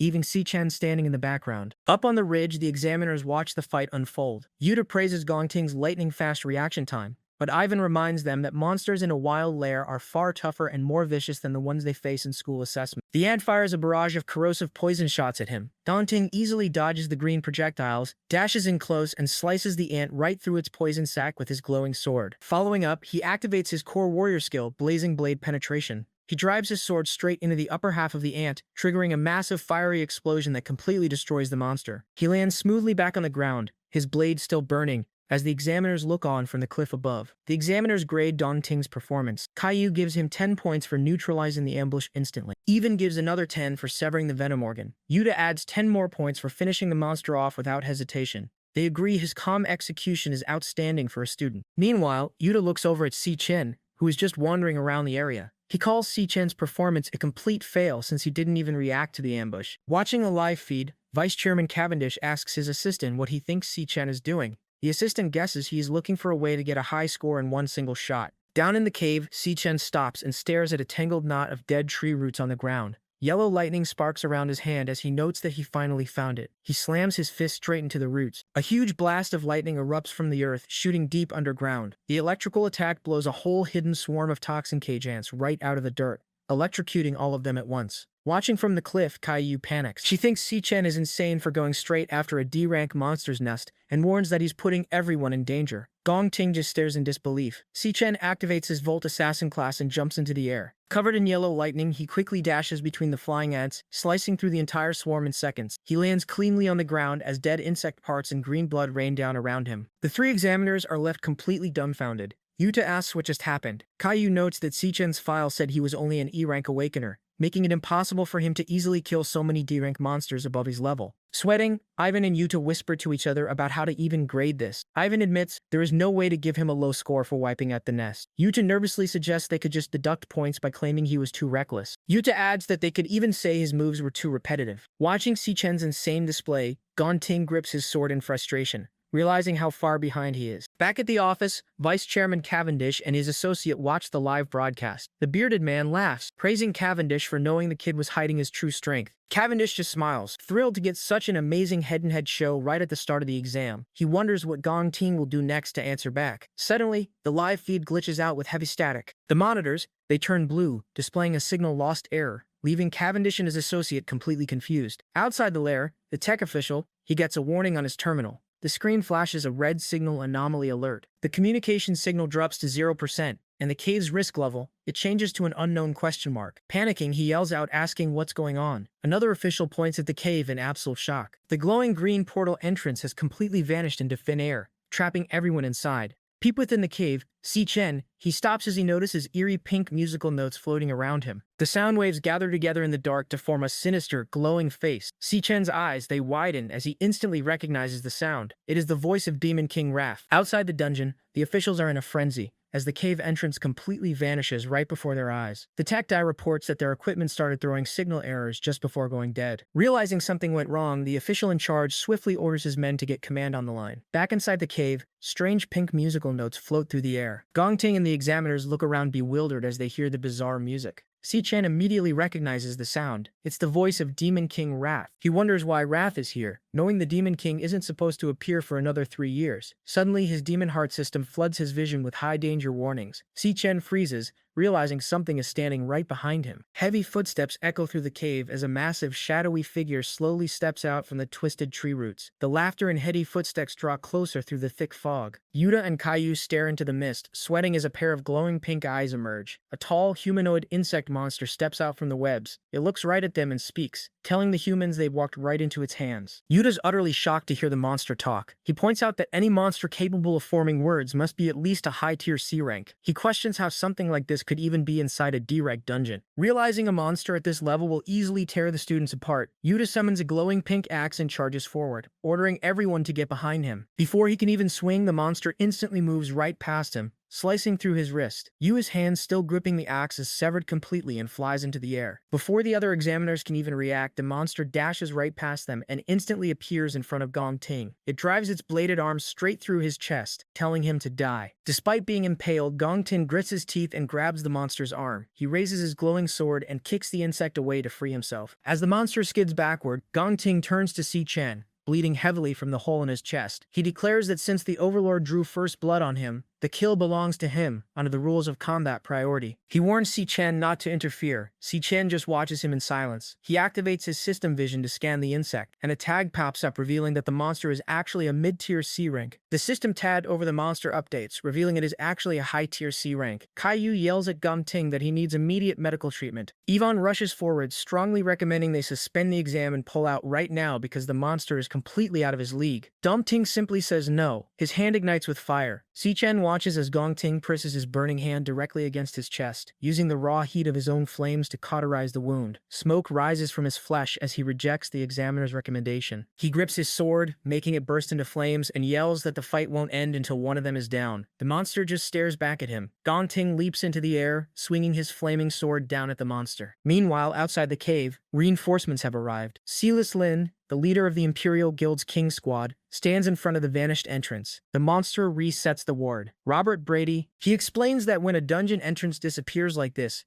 it means there is genuine intelligence operating inside. The monster purposely opens the entrance to lure humans in, then snaps the trap shut. The panicked official asks if there is any way to force the door back open to save the people trapped inside. Silas tells him the only way to make the exit reappear is for someone on the inside to track down and kill the Overlord. The official tries to stay optimistic, assuming that a D-rank lair would only have a C-rank Overlord at worst. Silas quickly shuts that down. He explains that the initial D-rank reading was just a disguise the Overlord used to fake its power level. Based on the recent disappearances of Awakeners they've been investigating, he confirms that the cave they are looking at is actually an extraordinarily dangerous B-rank dungeon. Gong Ting and the monster clash rapidly, green energy blades striking repeatedly against his flaming sword. After a quick exchange, Gong Ting slides backward to dodge. The monster recklessly slams its massive sidearm into the earth, getting the blade stuck deep in the rocky ground. Seeing the monster's guard drop, Gong Ting seizes the opening. He leaps into the air and swings his burning sword down, cleanly decapitating the insect. The monster's severed head hits the ground and rolls away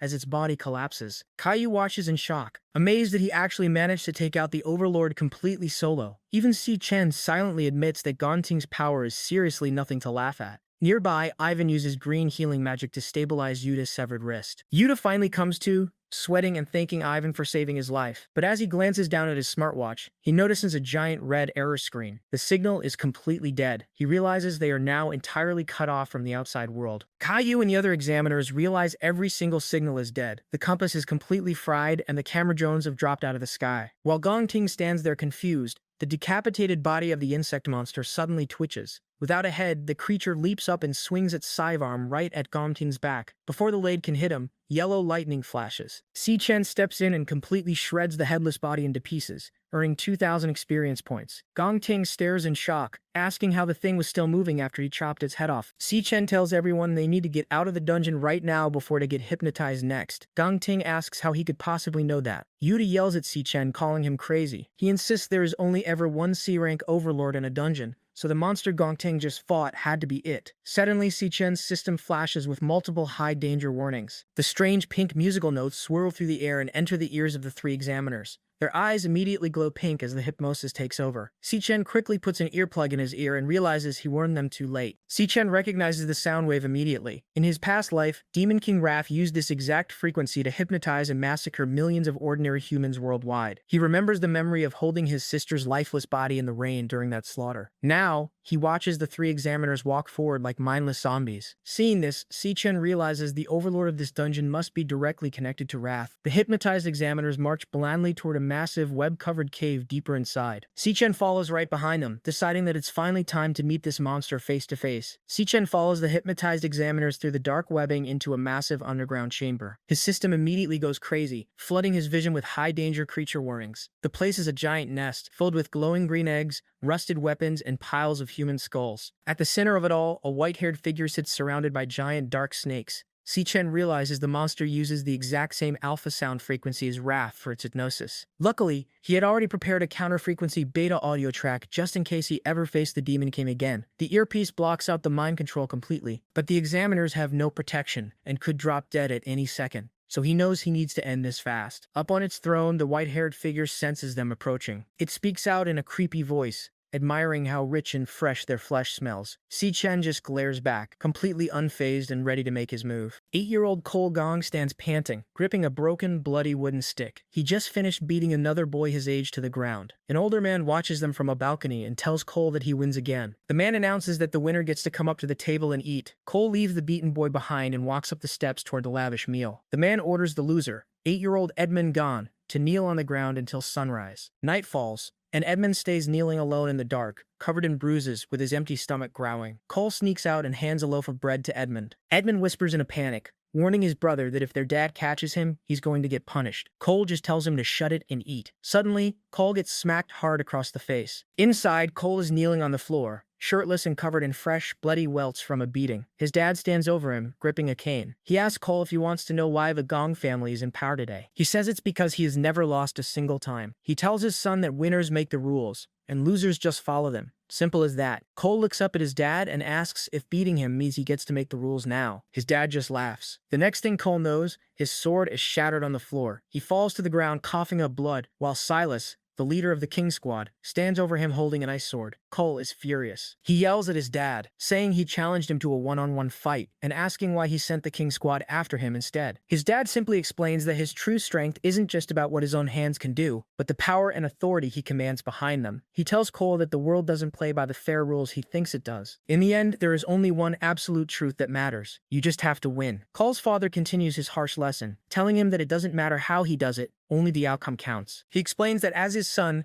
Cole must always come in first, even if he has to throw away his family, his loyalty, and his dreams to do it. He drills it into the boy's head that winning is the absolute only reason he is alive. Young Cole takes these words to heart, accepting that winning is his only reason for living. Back in the present, the group stands in front of the massive nest. Si-Chen listens to the alpha sound frequency the monster uses to control them. Because he prepared a counter-frequency beta audio track beforehand, just in case he ever faced Wrath again, his earpiece blocks out the mind control completely. However, he looks at the hypnotized examiners and knows they have zero protection and could drop dead at any second. Realizing he needs to end this fast, he gets ready to move. Yellow lightning starts crackling around his hand. But just as he prepares to strike, someone suddenly grabs his wrist tightly, stopping him. Dong Ting suddenly grabs Si-Chen's wrist from behind, stopping his attack. Si-Chen turns around in surprise. Gong Ting is sweating heavily, gripping his own open chest wound tightly, to use the intense pain to fight off the mind control. He whispers to Si-Chen, saying he doesn't know how he slipped past the hypnosis, but he has his own way of keeping his head straight. He warns Si-Chen that if he makes a move right now and blows their cover,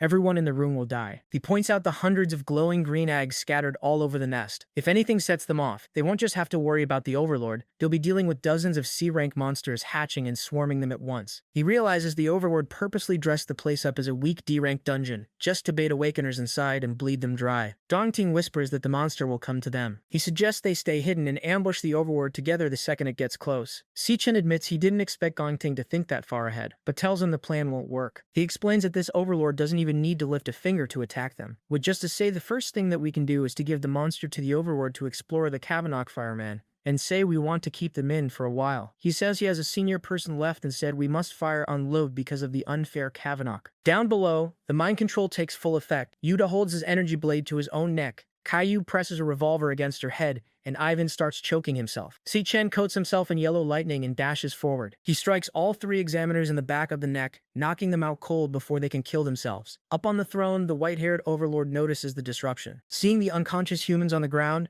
the monster realizes someone interfered, commenting that something was slipped into its food. Angered, the Overlord tells them all to die, and commands its minions to get them. All around the nest, the glowing green eggs burst open. Gong stands his ground against the swarm, his sword clashing against the mantis's sharp carapaces. He's exhausted and bleeding out, but he refuses to move. Just as he reaches his breaking point, Si-Chen walks back into the fray. He admits he misjudged Gon's character, but reveals a secret of his own. A system message appears, switching class, loading, and golden electricity begins to surge through the air. Si-Chen reveals his true power as a level 24 lightning assassin, standing side by side with Gong to tear through the monsters together. Si-Chen stands firm as golden lightning surges through his body. Gong, still clutching his chest wound, can't wrap his head around the situation. Even with Si-Chen's new power, Gong is convinced they're doomed. He tells Si-Chen flat out that they can't beat the thing standing in front of them. The Overlord is a nightmare. A massive figure shrouded in white with a piercing pink glow. Dong tries to gauge its strength, originally thinking it's B rank, but the overwhelming pressure tells him otherwise. This thing is easily an A rank monster, a tier far beyond their current level. Gong begs Si-Chen to just grab the others and run, thinking a tactical retreat is their only hope. But Si-Chen is looking for an exit. He notes that the dungeon gates are already locked tight. Si-Chen decides to take matters into his own hands. He stares down the A rank threat and calmly tells Gong that he's got this. Gong is reeling from the news that the gates are locked down. There is officially no way out. Si-Chen's eyes begin to glow a sharp blue as he locks onto the target. He realizes that if this overlord is truly sitting at A rank, its combat power is likely close to the Phantom Man Lion King found on the deepest floors of the Dreadspire. It's a monster they have no business fighting at their current level. Suddenly, a blade-armed mantis screeches and lunges from the side. Si-Chen reacts instantly, blocking the jagged blade with his bare arms as golden lightning sparks off the impact. The force of the strike creates a loud metallic clang. Dawn yells a warning for him to watch out, but Si-Chen remains perfectly calm,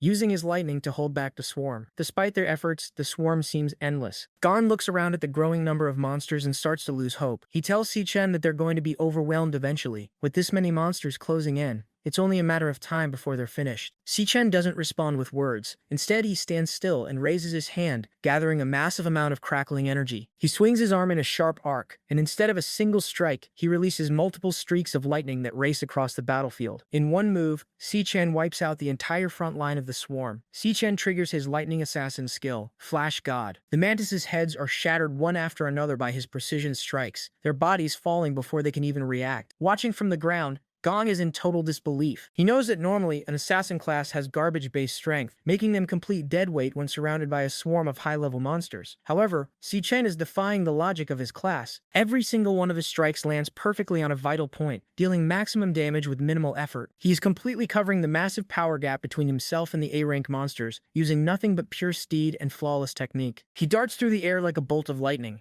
carving a path through the creatures that were just moments away from killing them both. Gong can barely track Si-Chen's movements. He realizes the speed Si-Chen is moving at right now is easily A-rank level, if not higher. Seeing the tide of the battle turn, Gong finds his second wind. He grips his sword tight, his eyes glowing with renewed determination. He starts to believe that they might actually be able to pull this off and survive the dungeon. But the Overlord isn't finished. It senses the shift in momentum and tells them to quit yapping. A dark pink aura explodes from the monster as it activates its ultimate enhancement. System messages flood the air as the Overlord's stats skyrocket. Its strength and stamina are boosted multiple times over, making its massive form even more durable and lethal. The creature's power gap widens again, forcing Si-Chen and Gong to face an even more terrifying version of the A-rank nightmare. The Overlord isn't playing around anymore. It orders its remaining minions to chop Si-Chen to pieces immediately. Massive blade limbs slam into the ground with enough force to shatter the stone, but Si-Chen is already on the move. He dodges the heavy stripes and leaps into the air, using the momentum to position himself for a counterattack. Dong watches the exchange, struggling to stay upright with his injuries. He calls out to Si-Chen, telling him to hang in there as the swarm gets even more aggressive. Si-Chen remains focused, his eyes glowing as he dives back into the center of the fight. He moves like a blur, landing a flurry of lightning-charged strikes that tear through the monster's thick carapaces. Each blow lands with a heavy impact, shredding the enemies and clearing the space around them in seconds. Si-Chen continues to tear through the minions, but the battle is becoming a grind. He realizes that every single stat on these enhanced monsters is now pushing B rank. Their carapaces have hardened until they're like solid iron, making it nearly impossible for him to land a lethal blow. Even with his speed, he can't punch through to their vitals easily. He knows he needs to find a way to crack that armor open before he runs out of steam. Gong, seeing the opening Si-Chen created, calls out his thanks. He has been using the time to prepare his own final move. Gong's body ignites with a violent, fiery energy as he pushes his physical limits. Gong tells Si-Chen that he's bought him more than enough time,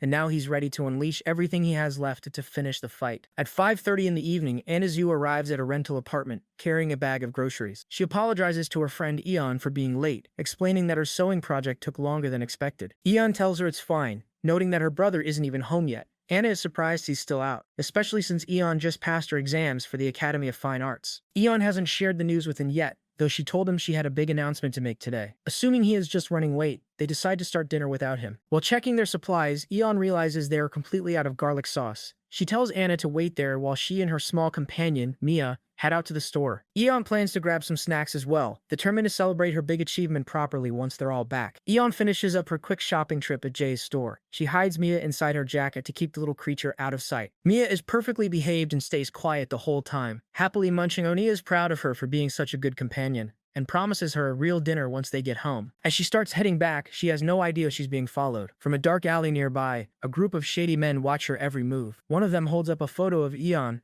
confirming that she's the one they've been looking for. He checks with his partner, asking if they should move in on her right now. One of the men tells his partner to wait, wanting to find a spot where there won't be any witnesses. Eon continues walking down the sidewalk, but she quickly realizes that the same group of men has been following her for several blocks. Inside her jacket, Mia senses the danger immediately, her eyes narrowing as she prepares for a fight. Eon tries to keep her composure, but she knows she's being targeted. She looks for a way out, deciding that leading them toward a more crowded area is her best chance of shaking them off. Si-Chen is struggling to stay ahead as the monster's stats push into B-rank territory. Their shells have hardened like solid iron, making it nearly impossible for him to reach their vitals with his current output. He realizes he needs a way to crack their armor before he runs out of energy entirely. Seeing an opening, Gong calls out to thank Si-Chen. He has been gathering power this whole time and is finally ready to move. Gon's body erupts in a massive pillar of fire as he activates a high-risk technique. System notifications show his strength stats skyrocketing while his stamina, speed, and luck all drop to dangerous levels. It is a complete glass cannon trade-off. Gon tells Si-Chen that the time he bought was just enough to get this ready. Si-Chen watches in silence, surprised by the sheer amount of energy Gong is putting on the line for this one strike. Gong lets out a roar,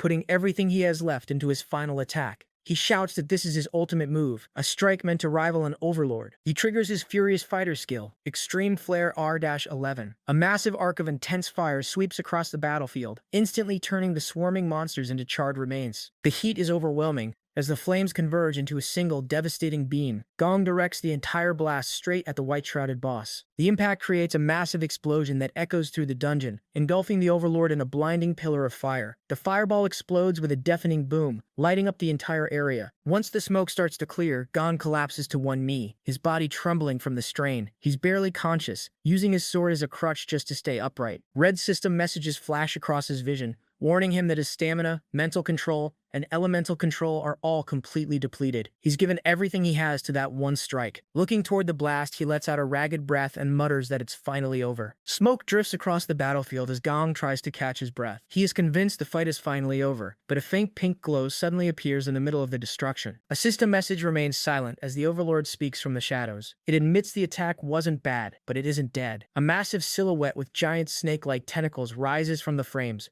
looking completely unharmed. Gong's face turns pale and his heart pounds against his chest. He can't believe his ultimate move didn't even leave a scratch. The Overlord stares them down with a glowing pink eye and asks if they really thought that blast would be enough to kill it. Si-Chen watches the monster closely, realizing the power gap is even wider than he first thought. The Overlord is just getting started, and they are now facing a threat that is far beyond a standard A-rank monster. Gong, completely out of strength, leans on his sword, panting heavily. He realizes he has nothing left to give. He's done his part, and tells Si-Chen that the rest is up to him. As Si-Chen steps forward, the golden lightning around him vanishes, replaced by a surging, dark pink energy. Gong is shocked by the sudden change, wondering what kind of power he's witnessing. It feels entirely different from a standard Awakener skill. Si-Chen's eyes glow with a new intensity as he manifests a massive blade made of that same dark energy. A system notification appears, confirming his status as a level 24 lightning assassin, but he's now tapping into a specific hidden ability. The system identifies the move as Ossuary Collapse. This skill allows him to pull power from the remains of the dead in the vicinity. As the skill activates, the monster corpses and skeletons scattered across the dungeon floor begin to glow with a matching pink light. Their energy is absorbed directly into Si-Chen, causing his power levels to spike. He stands enveloped in a violent aura, ready to confront the Overlord. Gon watches in total silence, realizing that Si-Chen has been hiding a level of power that defies the logic of his class. A massive explosion of pink energy rocks the dungeon floor as Si-Chen's transformation completes. System windows flash repeatedly, showing his strength and stamina climbing higher and higher with every second. Dawn can only watch from the ground, frozen in shock as the sheer pressure from Si-Chen's aura fills the room. Even the Overlord seems to pause, staring at the new threat emerging from the light. Si-Chen catches his breath, a sharp, confident grin spreading across his face. He looks completely different, with dark energy horns crowning his head and his eyes glowing a piercing blue. His stats finally hit their limit, flashing stamina max and strength max in bright letters. He stares the Overlord down and repeats what he said before. This monster is his to deal with, and he's finally got the power to back it up. Si-Chen stares at the boss with intense red eyes, looking completely unfazed. The Overlord responds by gathering its energy and unleashing a massive mental attack called Midra. A giant sphere of green and pink energy erupts and washes over the entire battlefield. Gong is instantly hit by the wave of mental pressure. He collapses, clutching his head in agony as the hypnosis takes hold again. He groans in frustration, cursing that the boss is a cop of mental. While Gong struggles to keep his sanity, Si-Chen stands his ground, his dark aura flickering. The Overlord is genuinely confused because its hypnosis isn't having any effect on him at all. Gon is barely holding on to his consciousness, wondering how Si-Chen is even able to walk through the pressure. Si-Chen just keeps moving forward, his footsteps echoing as he rests his massive jagged blade on the shoulder. He has completely ignored the Overlord's most powerful mental spell. It's clear that in this state, Si-Chen is far beyond the reach of the monster's tricks. He begins to gather his energy, preparing a final move to end the fight. Realizing mental tricks are useless, the Overlord switches to pure destruction. It unleashes a massive energy attack called the Avicii waveform. A giant sphere of dark pink power erupts from Monster, sending violent shockwaves across the entire dungeon. The ground tears apart as the energy ripples through the area. Si-Chen stands right in the middle of the blast, completely unfazed. Gong, however, is at his absolute limit. He's already drained of energy and can barely hold on as the red aura crushes him. He groans in pain, clutching his sword just to keep from being blown away. As the Overlord's attack reaches its peak, a blinding, multicolored light begins to gather around Si-Chen. He's done waiting, and is finally ready to finish this clash. The Overlord's eyes flare with light as it tries to comprehend how Si-Chen is walking through its ultimate attack, completely unharmed. It's in a total panic,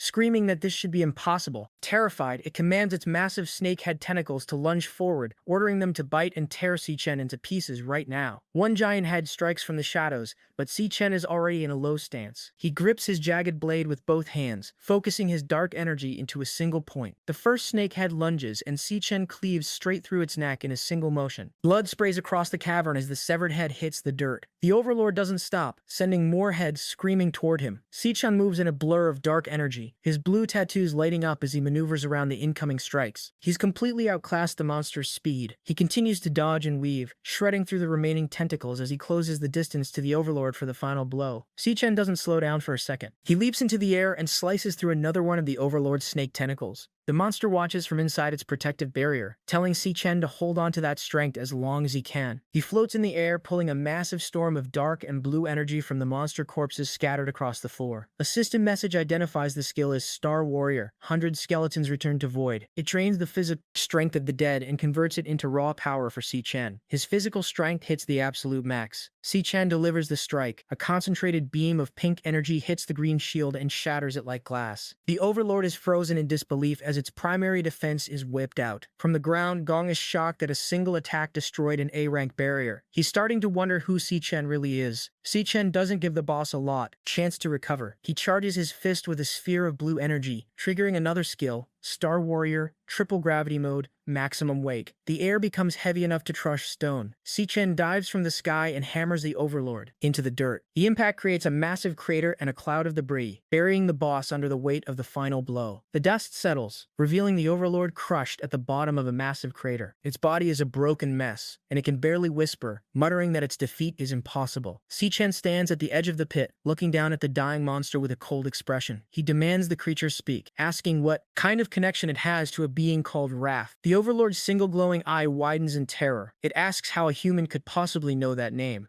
Si-Chen leans in and orders it to answer. The Overlord taunts him, admitting that if it actually knew where Lord Wrath was, it wouldn't be wasting time in a dungeon like this. Its only mission would be to break the seal and free its master. This information stops Si-Chen in his tracks. He repeats the words, "break the seal," under his breath, genuinely shocked to learn that someone was actually capable of sealing Wrath away. The Overlord begins to laugh maniacally as its remains start to dissolve into green flames. The monster continues to laugh even as it fades, telling Si-Chen to just wait. It promises that Lord Wrath will eventually return, leading a massive demon army to slaughter every human in existence, leaving nothing but bone behind. With one final laugh, the Overlord's presence completely vanishes, leaving only a small spark of light. Si-Chen stands alone, watching the last bit of the monster disappear into the air. Si-Chen reaches out and catches the glowing spark of energy. A system loading bar appears as he begins to devour the monster's core. Once the process is finished, a detailed monster card pops up on his screen, showing the Overlord's star ratings for speed and mana, along with the specific skills he faced. His hand glows as the absorption completes,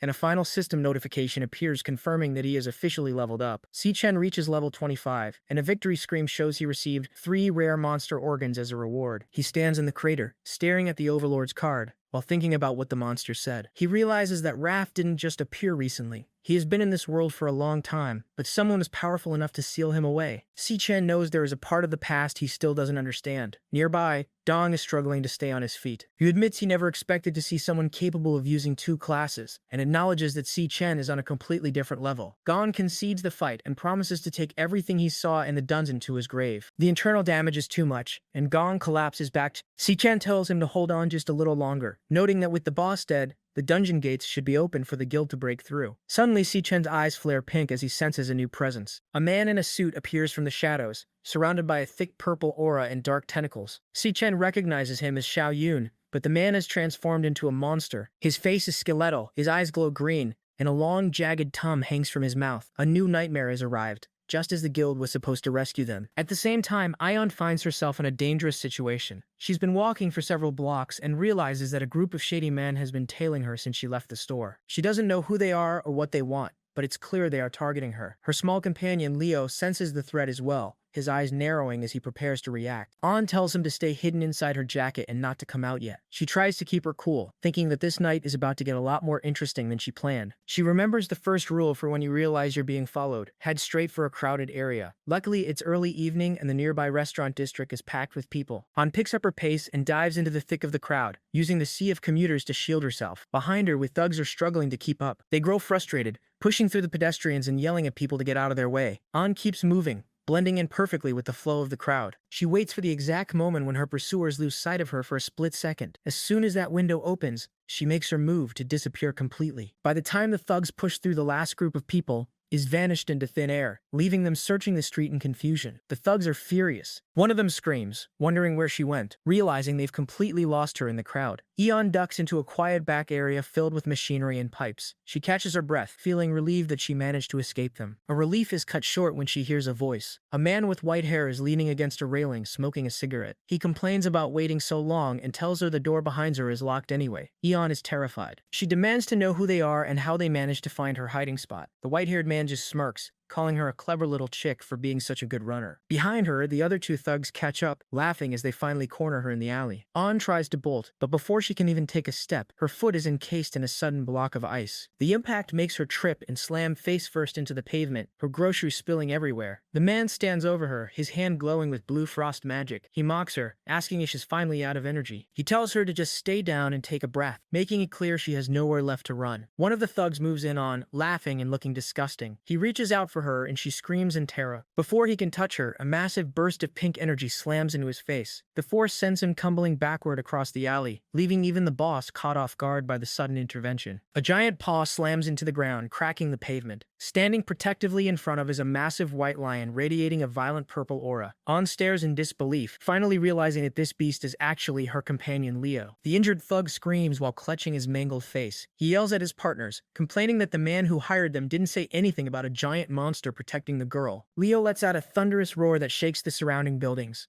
One of the thugs refuses to back down and charges forward with his fists glowing with yellow energy. Just as the clash is about to happen, the purple flames vanish. Wheel instantly shrinks back down into his tiny fluffy form. He spins around looking completely dizzy and exhausted before collapsing onto the ground. An calls out his name, stunned by how quickly his transformation ran out of power. An picks up the tiny exhausted Leo, asking if he's alright. Xiaoyun isn't impressed by the line's short transformation, noting it didn't even last 10 seconds. He begins to walk toward as dark thorny tentacles sprout from his glowing green arm. The vines surround, pinning her in place. Xiaoyun tells her not to waste any more of his time. He looks her in the eyes and gives her a final ultimatum. Either she takes off the artifact herself, or he'll do it for her. Just as things look hopeless, a pink eye flashes in the air. A system message for a beast trainer class appears, activating a skill called Beast Bond, Astral Path. Saichin suddenly teleports into the alley in a burst of pink light. He delivers a massive strike straight to Xion's face, sending the leader crashing through a nearby wall. The impact is so powerful that completely levels the brick structure and sends the other thugs stumbling back. Xian turns to apologizes for the delay, saying he got held up by something and it took longer than he thought it would. Xian stands firmly in front of his presence, completely shifting the energy in the alley. Ayan is still shaking, calling out to him, wondering how those thugs managed to track her every move. She warns him that these aren't normal criminals. They're all awakeners with dangerous powers. Kaochin doesn't look worried at all. He tells her to take a deep breath and stay calm. He gives her a reassuring look, promising that everything is under control now that he's arrived. Xiaoyang isn't staying down for long. He claws his way out of the broken wall, his face twisted in rage. He's disgusted with himself for letting a brat catch him off guard. His green vein mutation flares up and thick thorny vines wrap around his arms and torso. He tells John that he just signed his own death warrant. He plans to take both of their heads back to the man who hired him and extort the guy for triple the original fee. John ignores the monologue and tells to stay behind him and stay out of the way. He clenches his fist, his eyes turning a sharp predatory red. He looks back at the thugs with a cold, focused stare and tells that this won't take long at all. He's ready to settle the score right here. Years ago, Chan was already being targeted by punks. A group of bullies led by an orange-haired kid has him pinned. When Yan shows up with a metal pipe to defend him, the leader just mocks her and calls her a parasite. Xian begs them to keep their word, but the leader admits he was lying about the deal. That's when Chan snaps. He grabs a brick and smashes it into the face of the guy holding him down. He stands up with a cold rage, demanding to know how the leader dared to break their promise. After the bullies are handled, he tells Yon not to worry. Back in the present, Xian stands between and the three awakener thugs. Yon is worried because all three are powered up, but Xian tells her to stay behind him. He promises this won't take long. One thug with lightning powers charges in, calling him a pretty boy and telling him to do something. Xian doesn't hesitate, landing a punch that sends the guy flying into the distance. An is stunned by the sheer power. Just then, the thug with the injured eye leaps from the roof, attempting a surprise attack from above. Xian stays focused, ready for the next one to step up. The second thug leaps in with a glowing blue dagger, but Xian Shan is already a step ahead. He catches the guy's wrist mid-air and stops the attack effortlessly. Before the thug can react, Xian Shan delivers a brutal kick to the face that sends him crashing straight into the dumpster. With two of his men down, Shai Yun loses his cool. He manipulates thick thorny vines and mocks Xian for being nothing more than a skinny kid in the school uniform. He threatens to turn him into a human pincushion, but Xian's red eyes stay fixed on the target. As the vines lunge forward, Xian moves with perfect precision. He dodges and spins through the gaps in the thorns, closing the distance in a heartbeat. He leaps high over the trap, leaving Xia Yun completely terrified. The leader screams that this level of movement is impossible. Watching the fight, Eon is reminded of the truth about her brother. He didn't just graduate. He was the top student who crushed every single opponent during his final practical exams. Xian lunges at Xiao Yun and lands a crushing punch directly to his face. The impact is devastating, spraying blood and shattering the leader's jaw. Yan watches in awe,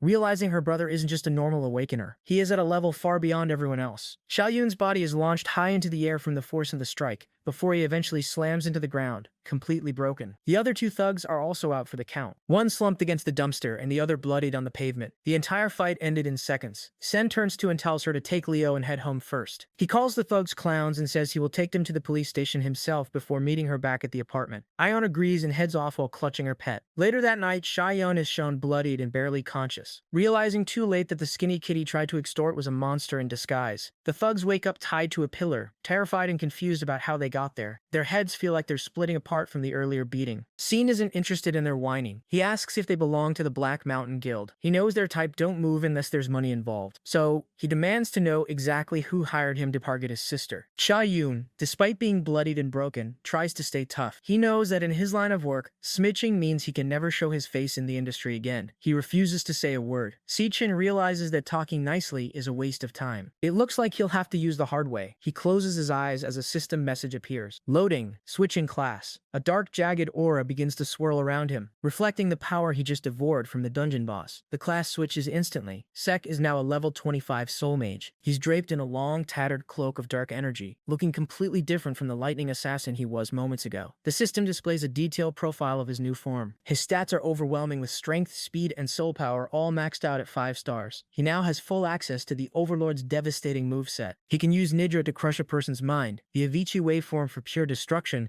and the spirit-gathering barrier to drain power from his enemies. Now that Khan can manipulate souls directly, Gon's silence doesn't matter anymore. The interrogation is about to become a literal nightmare. The process completes, and Khan is now a level 25 soul mage. He's draped in a long, tattered cloak of dark energy. The system displays the monster card for the soul mage, showing maxed out stats in strength, speed, and soul power. His eyes flare with a bright pink light as he activates the skill Nidra. Xiao Yun's eyes turn pink as the mental hypnosis takes hold. Thorny vines sprout from the ground and wrap around the thug's body. Si Chen decides to start with the legs. One of the dark vines pierces through Xiao Yun's thigh, drawing a spray of blood. Si Chen stares at him with cold red eyes and says they'll move on to the hands next. He's no longer asking for information. He's taking it by force. Xian doesn't stop. He drives a dark vine straight through the center of Xiao Yun's hand. He tells the leader that this is exactly what happens when someone lays a hand on. The other thug watches in total horror, screaming and asking what Shen is doing to his boss. Xian's pink eyes lock onto the second man, letting him know his turn is coming up next. The thug cracks instantly, wailing and begging Shen to stop. He promises to tell him everything he wants to know. He reveals that the client is the son of the director of the first hospital. His name is Jin Tosin. The scene shifts back to 5 p.m. that same evening. At a luxury rooftop pool party on top of the Jua Fun building, Jim Tosin is lounging with a drink and several women. His friends walk over and start poking fun at him. They ask if the rumors are true that he actually got rejected twice by the same girl. They laugh about the most popular guy in school being unable to get a simple high school student. They wonder what happened to the legendary Heartrod. Jin smiles for his friends, but his internal thoughts are filled with rage. He's humiliated that he was made to look like an idiot twice in a row in front of everyone. He stares at his drink with a cold expression, swearing that by the end of the night, she's going to regret every second. Jin Yo-sin is fed up with the noise and heads toward the restroom. He tells the people around him to stop following and that he's just going to use the bathroom. He stands at the urinal, letting out a long sigh as he tries to shake off the humiliation from earlier. While he's there, the lights overhead begin to flicker and buzz. He grows even more irritable, cursing the shitty lighting and feeling like everything is working against him tonight. He turns around to leave but freezes in place. Xian has appeared silently right behind him in the dimly lit room. Enveloped in a dark aura and with his eyes glowing a sharp predatory red, Xian stares him down. He asks point blank if he is Jin Twin. The hunter has finally tracked down the man responsible for the hit on his sister, and Jin is now cornered with nowhere to run. In the security room of the Jofon building, 2 guards are taking a break. They complain about how the rich kids on the top floor have rented out the entire level again, acting like they own the place. It's no surprise to them that all the security cameras in that area have been manually turned off. One guard sighs, frustrated that some people have enough money and power to just ignore the rules whenever they want. The older guard leans in and tells his partner the real reason the cameras are dark. He's heard rumors that the women at these parties aren't there because they want to be. Many are tricked, lured in under false pretenses, and then trapped. He mentions a horrific story about a high school student who was abused so badly by the group that she eventually took her own life. To keep the scandal from breaking, the parents were simply paid off with a massive pile of money to bury the truth. The guard warns his partner not to let the expensive clothes or handsome faces fool him. He says that behind those locked doors,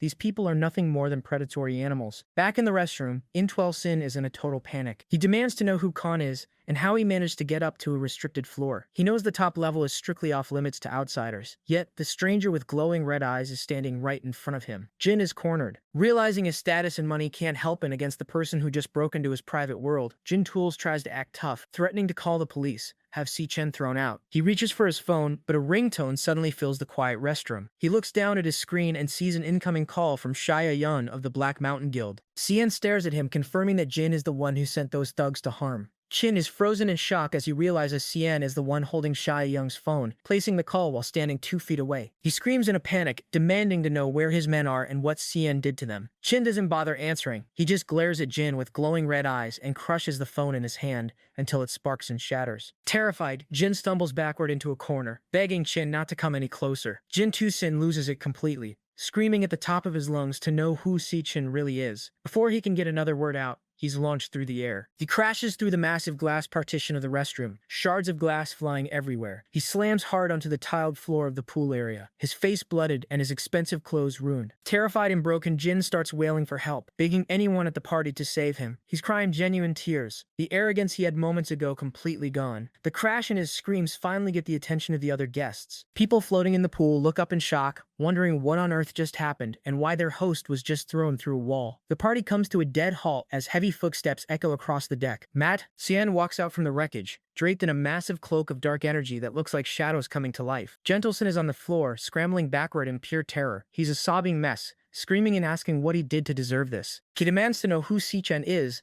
and why he's being targeted. Cien doesn't say a word. He just keeps walking forward, his eyes growing with a cold, predatory light. Jin realizes he's trapped and tries to use his status as a shield. He yells that his father is the director of the first hospital and has enough power to crush anyone. He warns that if Cien touches him even once, his father will have him buried alive. He's completely hysterical now, throwing out empty threats as the shadow of the soul mage looms over him. Cien leans in, his eyes glowing with the pink light of the Nidra skill. He coldly tells Jin to shut up. In an instant, Jin's eyes flare with the same light as the mental hypnosis takes absolute control of his mind. The spoiled director's son is reduced to a hollow shell, unable to speak or resist. Chek looks down at the shards of broken glass littering the floor. He gives a calm, chilling command. Now pick it up. Jim's hand moves involuntarily, his fingers trembling as they reach for a jagged, razor-sharp piece of glass. He's no longer in control of his own body. As the lesson continues, the truth becomes clear. Pure evil isn't just something found inside a monster dungeon. It lives right in the middle of society, blending in with everyone else every single day. Genie was seen has spent his life using money to commit whatever crimes he wanted. In his past, he and his friends were seen drugging a helpless girl with pink pills. When she eventually died with a shard of glass in her hand, Genie used his father's status as a hospital director to bury the truth. He ordered the reports to be forged,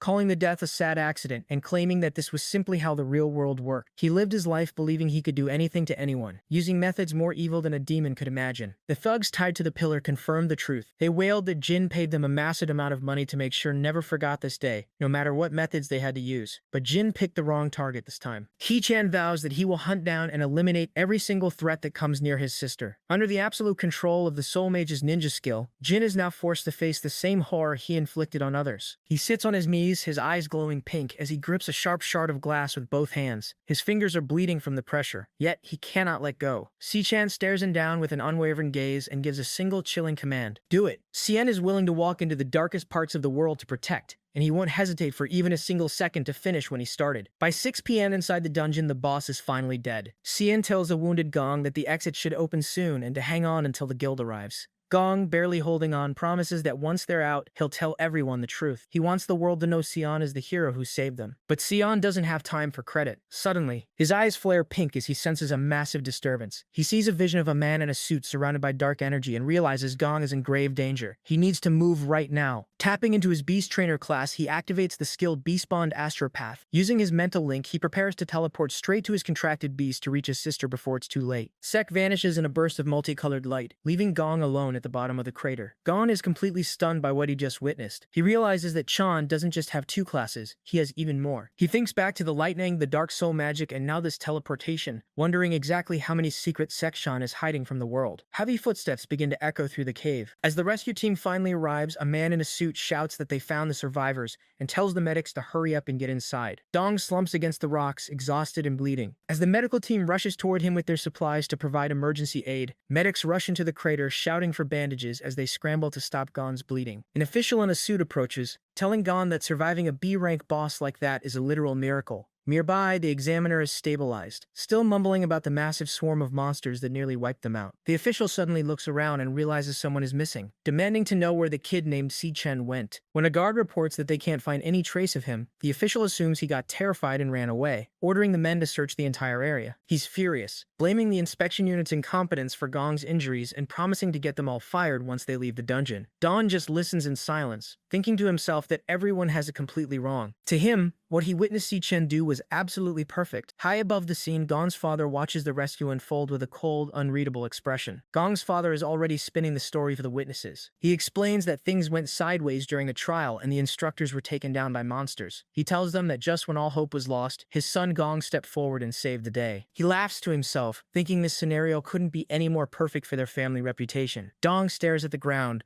knowing his father is lying. He's about to speak up and say that Cien was the one who actually cleared the floor and killed the boss. Before he can open his mouth, his father suddenly grabs him right by his chest wound. Gon groans in pain as the man leans in close. His father drops the act and whispers a direct order. It was Gon who handled the monsters. He looks Gong in the eyes, telling him that everyone here witnessed him do it. He grips the bloody bandages even harder, making it clear that Gong has no choice but to take credit for Chan's work. To the rest of the world, Gong is now the hero of the dungeon. Dong is clearly frustrated, but he can't argue with his father. The man just tells him to go get cleaned up and get his act together. Tomorrow is the big graduation ceremony and his father expects him to play the part of the hero and finally step into the spotlight. Meanwhile, at 8 p.m. in their small rental apartment, things are much more relaxed. Cien and Anazu are clinking soda bottles together to celebrate. Anna is cheering for and congratulating her on finally getting accepted into the International Academy of Fine Arts. It's a huge achievement, and Anna tells her that she's destined to be a world-class artist one day. While the girls laugh and enjoy the meal, Chan stays mostly quiet. He just leans back and takes a long drink of his soda, watching his sister celebrate. After everything that happened in the dungeon in the alleyway, seeing her this happy is the only reward he needs. An looks at her brother with a suspicious face, asking why he seems so calm, almost as if he knew he would pass all along. Sen just gives her a warm smile and insists he's genuinely happy. He mentions it's quite a coincidence that she got her acceptance letter on the same day he finished his own major task. Anna adds that she's actually really jealous. Getting into the academy at Tianshan is a massive opportunity that most people will never see in their entire lives.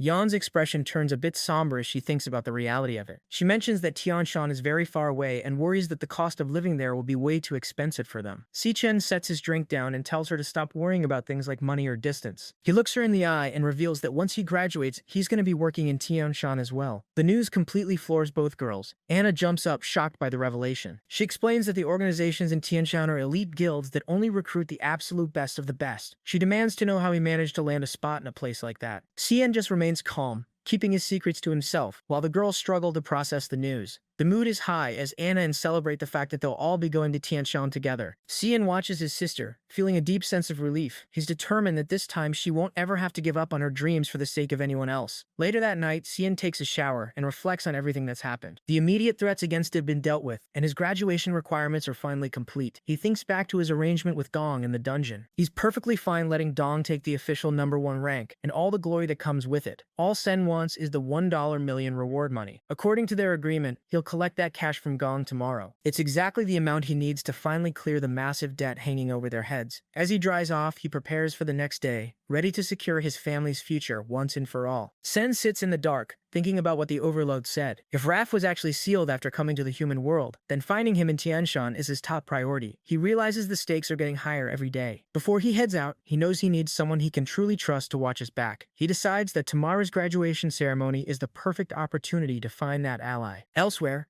a red-haired man sits at a tea table while a blonde woman gives him a report. She tells him that the glutton was recently spotted in the Jung TM district. The man asks for all the details. She explains that she checked the site immediately, but every single security camera had been destroyed. The only things left behind were some scratches and bloodstains. It's the same pattern as always. The predator kills its victims first and then devours them. She notes that the target seems to be specifically hunting awakeners with rare and special abilities. The blonde woman continues her report, noting that the level of the glutton's victims is steadily rising. This means the entity is evolving and gaining power at an alarming rate. She warns that once this predator starts moving, it never stops, and her intuition tells her it will strike again very soon. The red-haired man pours a cup of tea, finding the timing suspicious as a dungeon just appeared as well. He admits the situation is becoming very interesting. She tells him there is one more thing, something even more important. She places a set of photos and a map on the table. She explains that the latest incident took place in a cramped alleyway within a low-income housing district. She points to a specific spot on the map marked with an X. That location is only 68 meters away from Khan's home. It's less than 100 meters from where he lives. The red-haired man stares at the map in silence. Even though the killer was practically on Chan's doorstep, the woman admits they still don't have a single image or recording of the Glennon's true form. The blonde woman looks at her partner and mentions that Si-Chan's latest performance is hard to believe. His abilities are growing at an illogical rate, and they both saw the way he fights with their own eyes. Because of this, she sees only two real possibilities. The first is that the glutton is now targeting Si-Chan specifically. The red-haired man takes a slow sip of his tea and finishes her sentence. Well, the fact is that you will learn. He suggests the second possibility, that the glutton and Si-Chan are actually one and the same. A woman asks the principal if he is really going to skip the graduation ceremony. She reminds him that he raised these students with his own hands. The principal stays quiet and simply opens a bird cage in his office. He explains that all he did was provide a safe place for them to land while they were too weak to fly. Now that they've grown up, it's time for them to head out and find their own way. He watches the birds fly out the open window, but notices one bird is still sitting inside the cage. He looks down at it and asks if it still doesn't know where it wants to go. The scene shifts to June 26th. The graduation ceremony is officially underway inside a massive auditorium packed with students. Inside the massive auditorium, the students are amazed. It's the first time the academy has used a hall this big. But with all the major guild VIPs attending, they had to go all out. A student with glasses wonders how the special exam between Xian and Gong turned out since the school kept the results completely secret. He confidently brabs that Xichen definitely won by a landslide. This immediately ticks off a loud guy in the row behind him. He yells at the glasses kid to shut up, throwing a thumbs down and aggressively declaring that Xian doesn't stand a chance against Gong. The two sides start bullying each other, fiercely defending their favorites. Meanwhile, Gong's father gets a report from his subordinate. For this graduation ceremony, every major guild in the country is sent a representative, including the entire committee of the Imperial Guild itself. Out in the hall, the crowd erupts as the VIPs finally make their entrance. Guan Yuan and Daming, the legendary founders of the Imperial Guild, arrive and are greeted warmly, before being escorted straight to the premium seats at the front. Gong's father watches the VIPs take their seats, his mind focused on the upcoming Imperial Guild Committee election.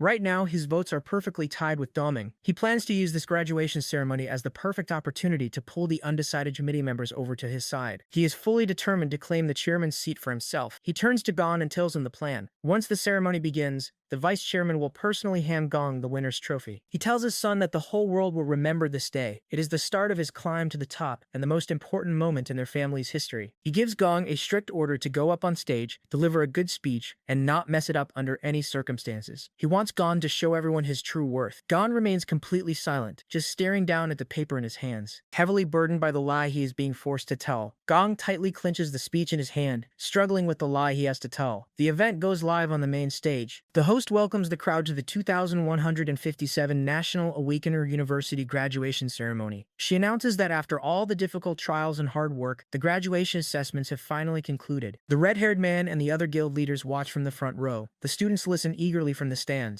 Dom sits quietly next to his smiling father, looking completely miserable. The host officially declares that the graduation ceremony has begun. The audience claps as the ceremony gets underway. Dong sits in the crowd looking tense. High up in the stands, Xichen sits by himself with his arms crossed, quietly watching the event unfold. On the main stage, the host announces that it's time for the moment everyone has been waiting for. She pulls the cloth off a golden trophy, ready to crown the ultimate winner of this year's final assessment. To present the award, she introduces the vice president of the World Guild Federation. The red-haired man from the front row stands up. His name is Carl Cavendish. The host announces that Vice President Carl will personally reveal this year's winner and present the award. Carl takes the stage to a round of applause. He thanks the Imperial Guild for the invitation, stating it is an honor to witness the country's next generation of talent. He then reveals a secret about the final exam that the public didn't know. The assessment was supposed to take place in a standard D-rank dungeon, but it turned out to be a highly dangerous B-rank dungeon in disguise. The entire auditorium is shocked by the news. Students and guild members start whispering, knowing that even professional teams struggle against B-rank threats. They wonder how anyone managed to survive. Carl holds up an envelope and explains that in the moment of complete hopelessness, one student stepped forward using raw skill and technique. This student achieved the impossible, taking down a monster rank far above their own level. Carl continues his speech, telling the crowd that this student defeated the B-rank boss entirely on his own, and Carl holds up in the stands that didn't take this for long. Up in the stands, Chachan watches quietly, resting his head on his hand without a hint of emotion. Carl declares this student the strongest graduate of his generation and the undisputed winner of the assessment. He finally shouts Gong's name. Golden confetti explodes across the auditorium as the crowd erupts in loud cheers. Gong stands up from his seat and buttons his suit jacket. Despite the massive applause in the spotlight, he remains completely silent and looks miserable, bearing the weight of the lie his father forced on him. Back in the crowd,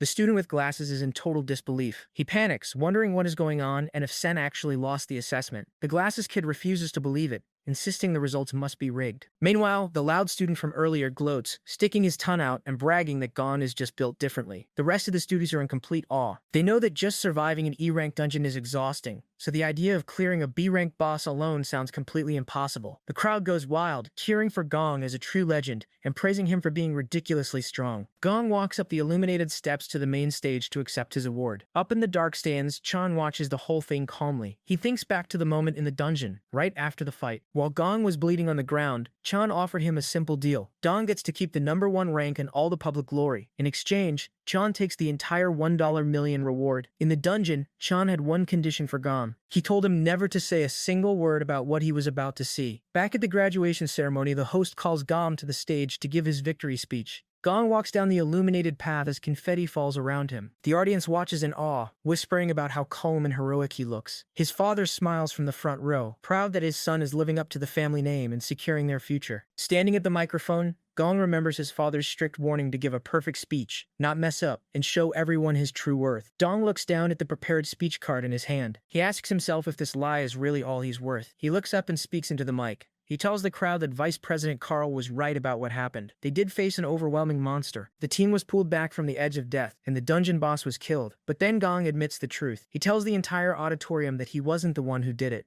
He reveals that the real hero is Si Chen. Gong's confession, it leaves the entire auditorium completely silent. Up in the stands, Si Chen is caught off guard. This was not the deal they agreed on. Vice President Carl, he stands frozen on stage. Down in the front row, Gong's father slams his fist down, furious that his son just ruined his perfect political plan. The students in the crowd are in disbelief. At the microphone, Gong stays calm. He continues his speech, making it clear that he refuses to take credit for someone else's achievement. He wants everyone to know the absolute truth. Si Chen just rubs his face in frustration. He only wanted that $1 million reward so he could quietly clear his debt, but Gong's honesty just dragged him right into the center of the spotlight. Gong, he doesn't hold back. He tells the crowd exactly what happened in the dungeon, describing how Si Chen single-handedly tore through the monsters and saved them all. He stands firm at the microphone and declares that Si Chen is the undisputed #1 of their class. Up in the stands, Si Chen just sighs. So much for keeping a low profile, eh? The entire auditorium breaks into a frenzy of shocked whispers. The students, they can't believe what they're hearing, and Vice President Carl stands completely stunned on stage. But no one is more furious than Gong's father. He sits in the front row, his face completely dark with rage. The veins on his forehead bulge as he grips the wooden armrest of his chair so hard it splinters and cracks under his hand. Unable to contain his anger over his ruined political plan, he abruptly stands up from his seat. Gong stands on the brightly lit stage and grips his prepared speech. Instead of reading it, he rips it in half and tosses the pieces into the air. He decides that the kind of life he wants and the path he chooses to walk are decisions only he gets to make. In the principal's office, the last white bird finally leaves its cage and flies out the open window. The principal watches it go, noting that it finally figured out where it wants to fly. On the stage, Gong looks up into the dark stands and locks eyes with Si Chen. He tells him to listen closely, promising that the next time they meet, he will be the one standing above him. Si Chen just watches him quietly from his seat. In this world, awakened guilds are divided into 5 different levels based on their power and influence. At the very top are the Supreme Guilds, operating out of massive headquarters and holding the most power in the world. Inside the academy, for ordinary graduates, getting into a guild is brutal. A student begs a recruiter offering to do anything, but she rejects him because her guild doesn't take support classes. But for the few who make it into the elite tier, it's a completely different story. An administrator stamps a red card with a lion emblem and hands an employment certificate to a student named Ma Long. He tells him that as a member of the winning team, he is directly accepted into the Imperial Guild. Ma Long cries, shouting that his life goal is complete, and runs out to celebrate with his team. Other students watch in envy, regretting that they didn't team up with Si Chen when they had the chance. Meanwhile, Da Ming,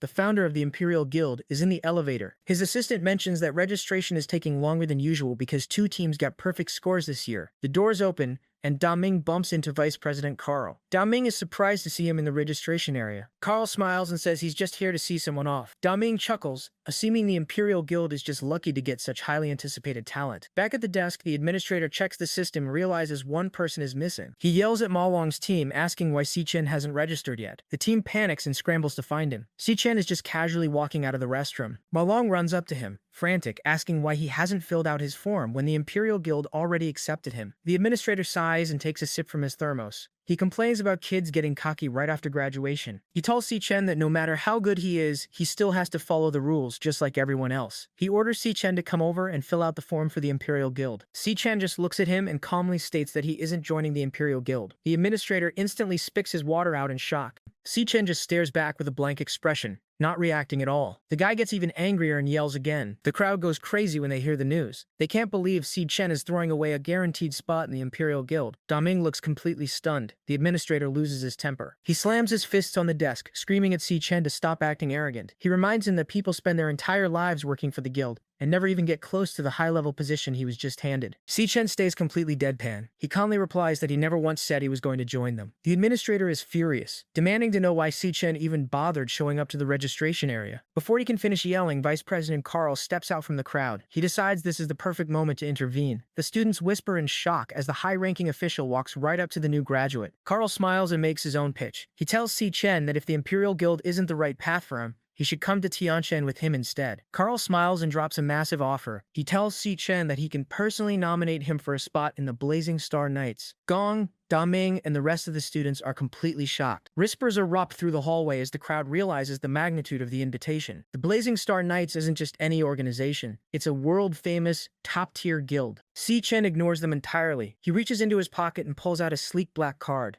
telling Carl that he already has a place to go. Carl looks at the card in silence. The loud students stare in confusion, but the administrator suddenly sprints down the hall, pushing past them to get a closer look. He grabs a black card, his hands visibly shaking as he recognizes the silver insignia. It is an exclusive pass to a top-tier guild. Sweating and completely stunned, the administrator just stares at it. Si-Chen calmly asks if his graduation paperwork can be processed now. The administrator can barely form a sentence, realizing the student he just judged is already tied to one of the most powerful organizations in the world. The administrator scans the black card into the system. The computer screen lights up with a crow emblem, officially confirming Si-Chen's membership. Si-Chen doesn't stick around to explain himself. He turns and walks down the hallway. Along the way, he passes Gong sitting on a bench. Dong glares at him, grinding his teeth in frustration. But Si-Chen just gives him a blank look over his shoulder and keeps walking. Da Ming, Vice President Carl, and the rest of the crowd watch in complete silence as he exits the building. He ignores all the stares and leaves the academy behind. Carl smiles, impressed by the bold rejection. Si-Chen turns his back on the Vice President and the rest of the stunned crowd. He holds up his black card, stating he already found the person he came here for. He walks straight over to Gong, who is sitting quietly nearby. Si-Chen stops in front of him and extends the black card. He calls out Gong's name and asks if he wants to join the Black Pro Guild. Dong looks up, completely caught off guard by the unexpected invitation. About a week ago, on June 17th, Si-Chen sits in a lavish room at the Mithril Exchange Market across from a man in glasses.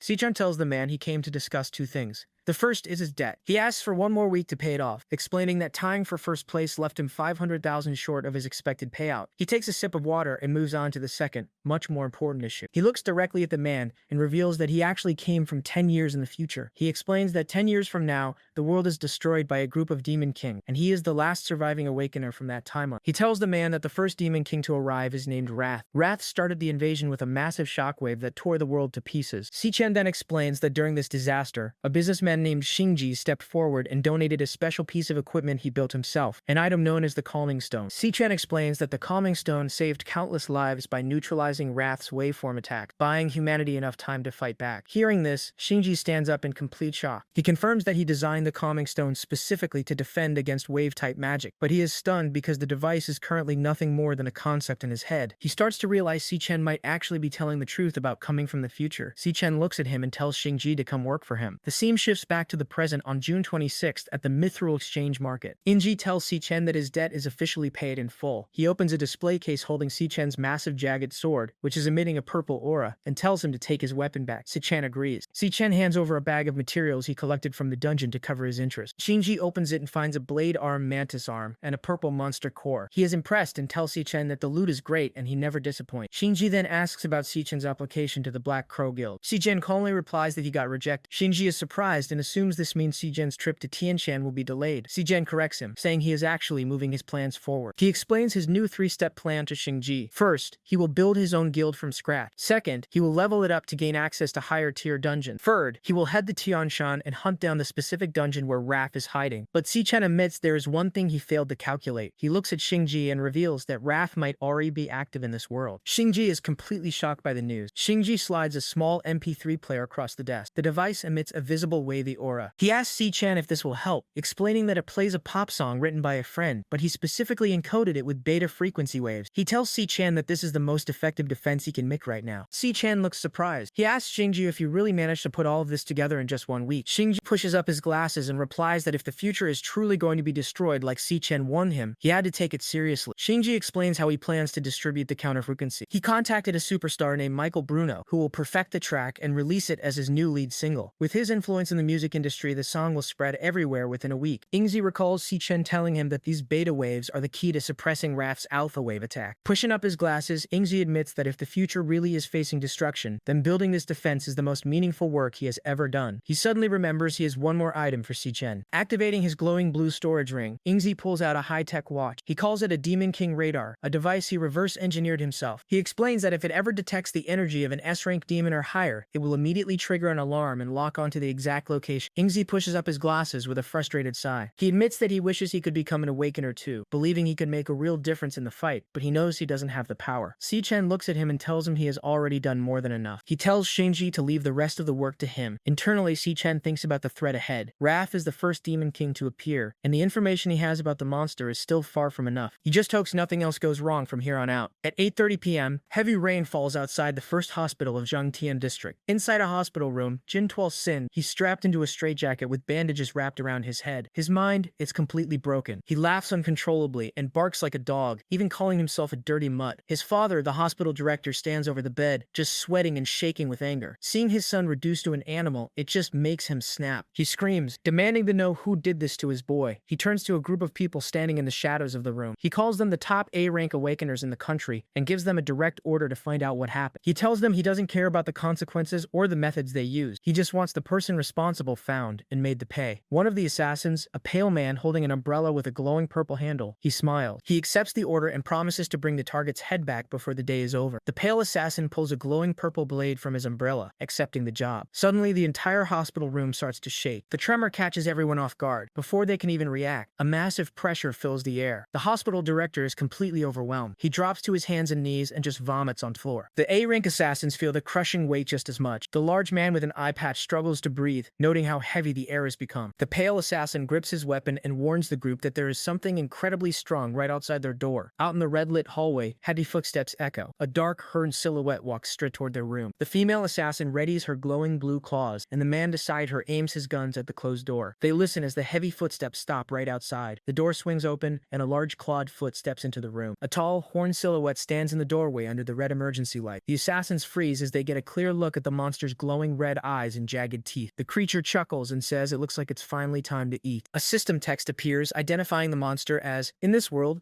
awakened powers come in all kinds of classes, but the big five everyone has heard of are the 5 core classes. First is the warrior. This class soaks up the hits and leads the charge, smashing the ground with massive waves of pink and purple energy. Next is the assassin. This class flanks and finishes targets in a flash, moving fast enough to leave trails of yellow light while slicing through monsters. Then there is the mage. The mage locks down the field and deals magic damage, shown by a figure floating below a giant sphere of blue energy. Another core class is the chanter. They cleanse debuffs and buff the team, using glowing teal magic to support allies in freezing environments. And then there is one more class. It is considered a bit of an outlier. A figure dashes across a dark, rocky landscape, dodging between massive pillars of golden light. This specific class basically throws defense out the window entirely. A blinding flash of yellow light buzzes and expands rapidly. Si-Chen charges straight ahead, his face completely serious and focused as he moves in for the attack. A massive fiery explosion detonates on impact, blasting red-hot rocks into the air as a voice screams out from the blast radius. The massive explosion clears, and Si-Chen crouches on a rocky ledge as large chunks of debris crash down around him. This class throws defense out the window entirely in exchange for having the single most insane attack power of any class out there. He stands up and looks over his shoulder through the floating embers. He is currently dealing with the Floor 2 Overlord of the Dreadspire. Standing at the edge of the cliff, he watches multiple glowing yellow energy beams shoot past him from a distance. This boss's class type is an archer. Suddenly, Si-Chen leaps high into the air, narrowly dodging another massive yellow energy beam that snaps into the rock wall right below him. He lands smoothly on a jagged rock outcropping next to a river of lava. He quickly calculates the trajectory of the last shot and figures the enemy must be firing from somewhere right around his current area. Staying low behind the rocks, he realizes that while the thing's ranged attacks hit like a truck, it is forced to hide and recharge for a while after every single shot. He scans the empty volcanic terrain in front of him, knowing he has to find its exact location before the next shot comes. Just then, he catches a glimpse of a dark, slender tail rustling from behind a rock wall in the distance. He immediately locks onto the target. Si-Chen sees his opening. His right arm glows intensely as yellow electricity crackles around it. He leaps high into the air, diving straight toward the dark, spiked tail below. He plans to end the fight right here with one clean kill. He strikes his target perfectly, severing a large chunk of the tail which glows bright orange from the heat of the attack. But right as he lands the hit, a blinding flash of light erupts from behind the nearby rocks. Si-Chen realizes he fell for a trap and curses. A massive explosion detonates at point-blank range, completely engulfing him in a sphere of white-hot energy. The scene instantly shifts. Si-Chen gasps loudly as he jolts awake, sitting straight up in his bed. The room is dark and quiet. He sits there dripping with sweat and breathing heavily. Frustrated, he curses the monster, calling it a sneaky bastard for pulling that ambush. Meanwhile, in the next room, Eon with long black hair stands in a brightly lit kitchen. Wearing a pink t-shirt and tan shorts, she casually stretches her arms above her head and yawns, completely unaware of his intense awakening. Later, Si-Chen sits slimed on the living room couch, holding a small, fluffy white pet in his lap. He looks completely drained, staring blankly ahead with dark circles under his eyes. Eon walks in and notices his exhausted state. She asks him what is wrong and if he didn't sleep at all last night. Si-Chen sighs and admits that he spent the entire night hunting, only to get played for his trouble. Eon sits down next to him on the couch, The small white pet hops onto the coffee table, stretching and yawning. She asks him what exactly he was hunting all night. Si Chen quickly brushes it off, telling her it was nothing and to just forget about it. He then changes the subject, telling Eon that he is thinking about heading to Sanhaven in a few days. He plans to leave right after they perform the memorial rites for their mom and dad next week. Holding the white pet in her arms, Eon's eyes widen in realization. She remembers that next week is already the anniversary. Si Chen walks over and stands by the window. Eon asks if he really needs to head out that early. He explains that since Sanhaven is a new city, he wants to go ahead and get things set up first. Looking out the glass, Si Chen thinks to himself that he needs to push his plan forward. Behind him, Eon smiles and playfully lifts the white pet up to her face. She tells the animal, whose name is Leo, that it looks like it will just be the two of them holding things down at home.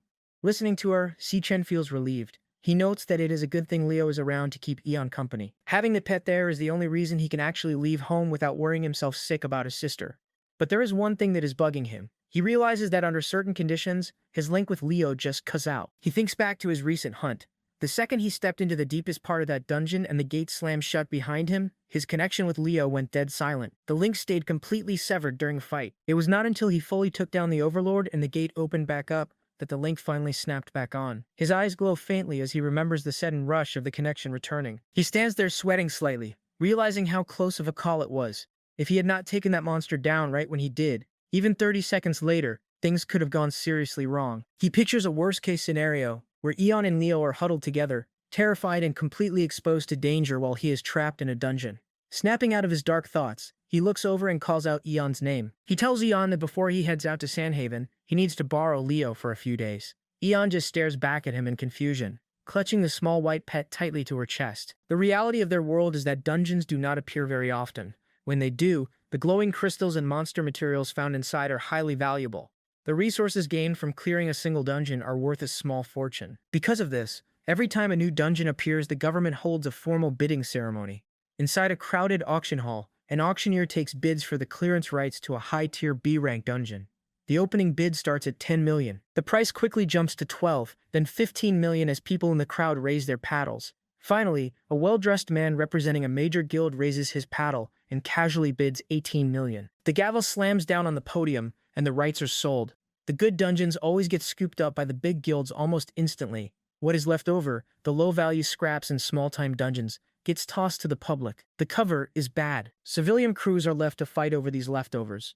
In a dimly lit room, a civilian crew is dealing with this exact problem. A man with goggles sits at a desk smoking a cigarette, reviewing some paperwork. A large combat knife is stuck in the table right in front of him. He complains about putting in so much hustle just to secure one lousy D-rank dungeon. A woman standing behind him wearing sunglasses and holding a baseball bat tells him to stop complaining. She reminds him that anything decent is gone before it even reaches the public board, and tells him to be grateful since they haven't had any work in months. The man sighs, leans back in his chair, and tells her to go find one more body to round out their team. He asks if she knows the drill. The woman walks out of the room with her bat resting on her shoulder, assuring him that she has it memorized. Outside, the woman with the baseball bat shouts to the crowd, advertising a D-rank dungeon run and looking for one more warrior to join her team. By government rule, every dungeon run requires a minimum of 2 awakeners. Because of this, the awakener talent market became the go-to spot for unaffiliated fighters who never made it into a real guild. It is the only place for them to team up, grind levels, and scrape by. An older balding man approaches the woman, sweating nervously. He hands her a paper identifying him as an E-rank chanter. Eagerly, he explains that he can heat up his teammates' weapons and boost their attack power. The woman instantly rejects him. She shoos him away, shouting that she specifically asked for a warrior and has no use for a weak support class. The man pleads with her, begging for a spot because he hasn't found a team in a whole month. Walking past the commotion, Si Chen watches the rejection and thinks it makes perfectly good sense why nobody wants the guy. Si Chen is at the market with a specific goal. To actually keep Eon safe, he needs to get Leo into a dungeon to rack up real combat experience and level up. Right now, his own group, Black Raven, consists only of him, meaning he has no dungeon clearance rights of his own. On top of that, his personal Dreamspire is still way too dangerous for Leo to enter. Because of this, the public market is his only shot at finding a team for now. Wearing a black hoodie and glasses to hide his face, he walks through the crowd carrying Leo in a front harness. Leo is also wearing a small blue hoodie. Si Chen looks down and asks the pet if he is ready, and Leo gives a small, confident bark. For this run, Si Chen is operating under a fake identity, presenting himself to the market as an E-rank stellar tamer named Ashton Lee. Si Chen hands his resume to a man in a blue polo shirt, who is recruiting for a team. The man looks down at the paper, reading the name Ashton Lee, and noting that the class is an E-rank stellar tamer. He looks up in surprise and remarks that it's a rare class. He admits he didn't even know taming was still a thing. The man then explains the flaw of the class, pointing out that a tamer's contracted beast makes up nearly all of their fighting strength. He leans in close, pointing a finger directly at Leo. He calls the pet a mangy little dirt cat, saying it looks like it would wet itself the second it smelled the dungeon. Hearing this, Leo becomes instantly aggressive, his eyes glowing red as he snaps and growls at the man's finger. The man jerks his hand back in surprise, noting the tiny thing has some attitude. Annoyed by the outburst, the man points aggressively at Si-Chen and yells at him to beat it. He tells him to take his scrub cat and leave, adding that no team will ever touch him with a setup like that. Si-Chen calmly turns away, holding a growling Leo. He softly tells the pet to let it go, and suggests they find someone else. He tries showing his resume to several other groups, but he gets rejected every single time. A muscular man with a bandana tells him they want real fighters who can take hits, not some overgrown rat. Another recruiter, heavily armed and wearing a pink hat, simply tells him to get out of there and calls him a scrub. A large, bald, monk-like man refuses him for a different reason, stating that every creature has a soul and he cannot stomach sending one to fight for him, concluding that they are just not compatible and politely asking Si-Chen to leave. Si-Chen continues walking through the market, getting hit with a barrage of rejections from every team he approaches. People tell him his rank is way too low and warn him not to come mooching off their experience points. They yell at him to get lost, complaining that the loot is already tight enough without bringing an extra freeloader. Si-Chen stands alone in an empty alleyway, his head buried in his hand as a deeply offended Leo sits next to him on the ground. Frustrated, he realizes that beast tamers really are considered the bottom of the barrel out here. He stares down at his fake E-rank resume, regretting his choice. He thinks to himself that he should have just lied about his class and smuggled Leo into a dungeon. Suddenly, a woman with bright pink hair tied in a ponytail rushes past him, spotting Leo sitting on the ground. She stops and excitedly asks what the small creature is. She immediately crouches down and scoops Leo up into her arms, laughing and calling him cute. She says the puppy is too adorable and she can't even handle it. Leo freezes, completely stunned by the sudden interaction. He stares wide-eyed as tears well up in his eyes, terrified by the stranger holding him. He starts to cry and wail loudly, waving his little paws in distress. The woman steps back, surprised, and asks why it's crying. Si-Chen watches calmly and corrects her, explaining that it is not a puppy, but actually a lion beast. The pink-haired girl apologizes, admitting it is her first time seeing a lion beast so tiny, but she still finds it incredibly cute. As Si-Chen cradles the crying Leo, the girl notices the paper in his hand.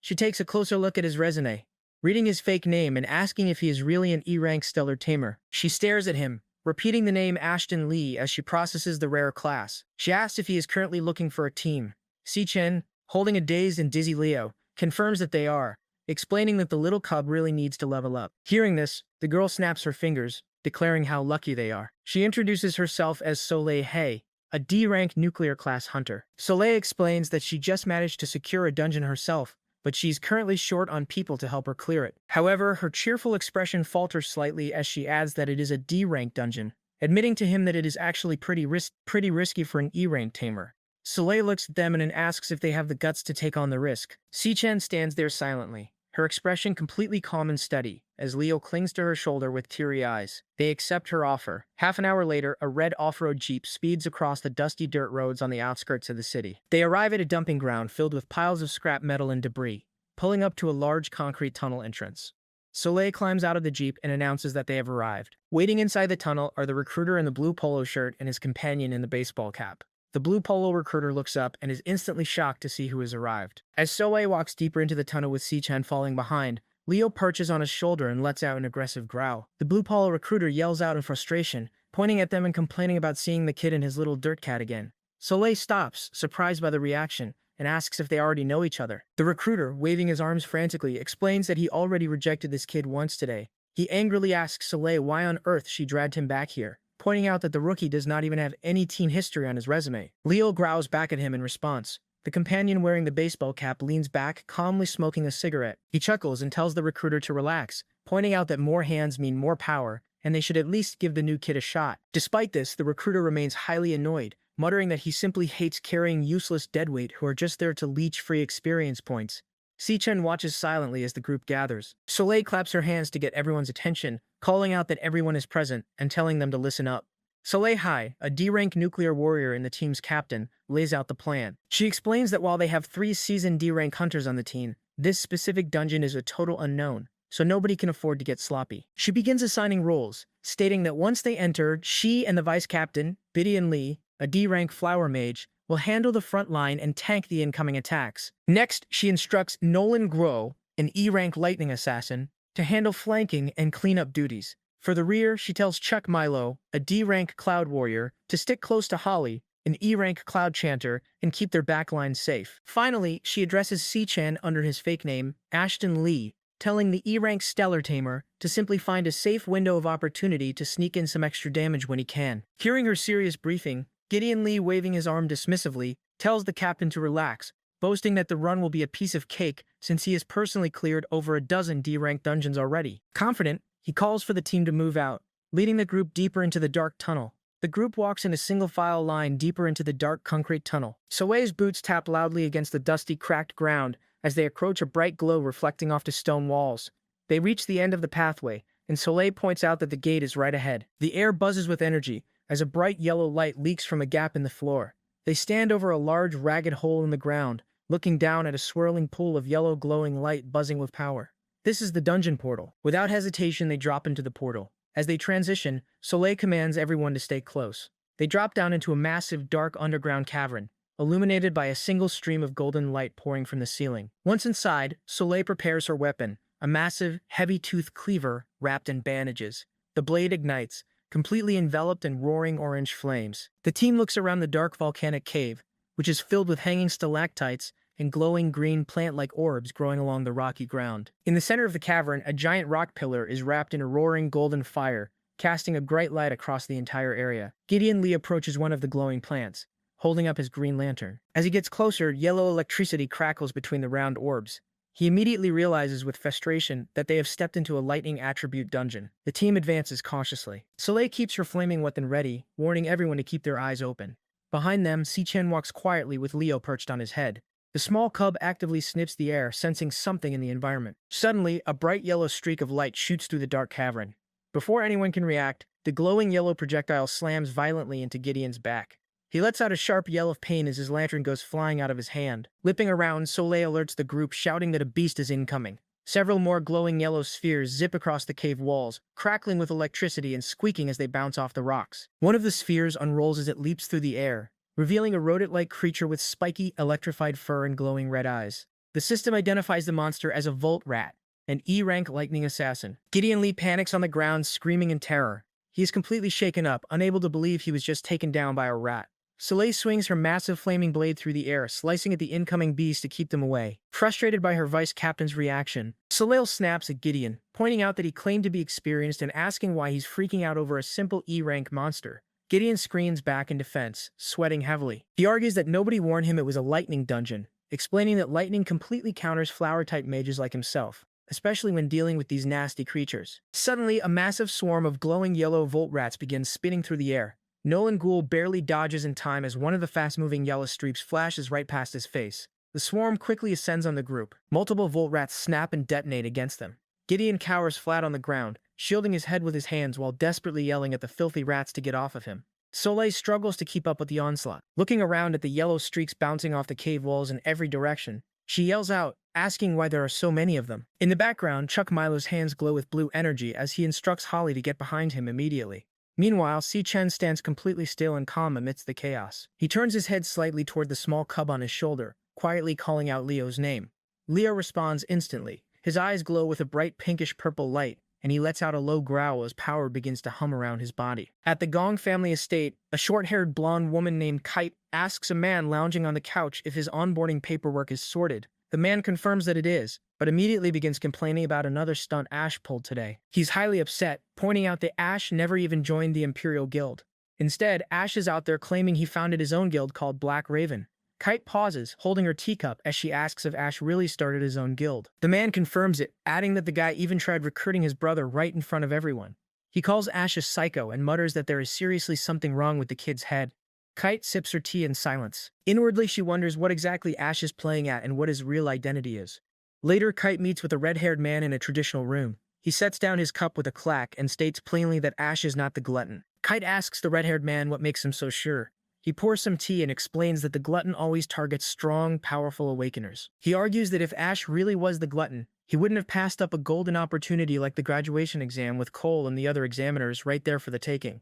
Kite quickly counters his point. She notes that the exam had way too many eyes on it, and any convenient accident under that kind of spotlight would have blown back on him instantly. The red-haired man admits she has a good reason to be suspicious, but he asks her to trust him. He insists that Ash is not the glutton they have been hunting. He tells Kite that sometimes she needs to feel a person out with her heart, instead of just sizing them up through a wall of suspicion. He slides a small bowl of tea across the table. Kite sits in silence. Later that night, Kite sits in a dark room typing on her computer. She pulls up the registry for the Black Raven Guild and sees that it was filed a whole month ago. She realizes this is no coincidence. She thinks about how killing someone outright during a high-profile exam is way too risky and too easy to get caught. However, founding his own guild gives him the perfect cover to lure other Awakeners deep into some nameless dungeon and butcher them at his leisure. Her eyes widen as she connects his behavior to something specific. She realizes this is exactly like a Portia.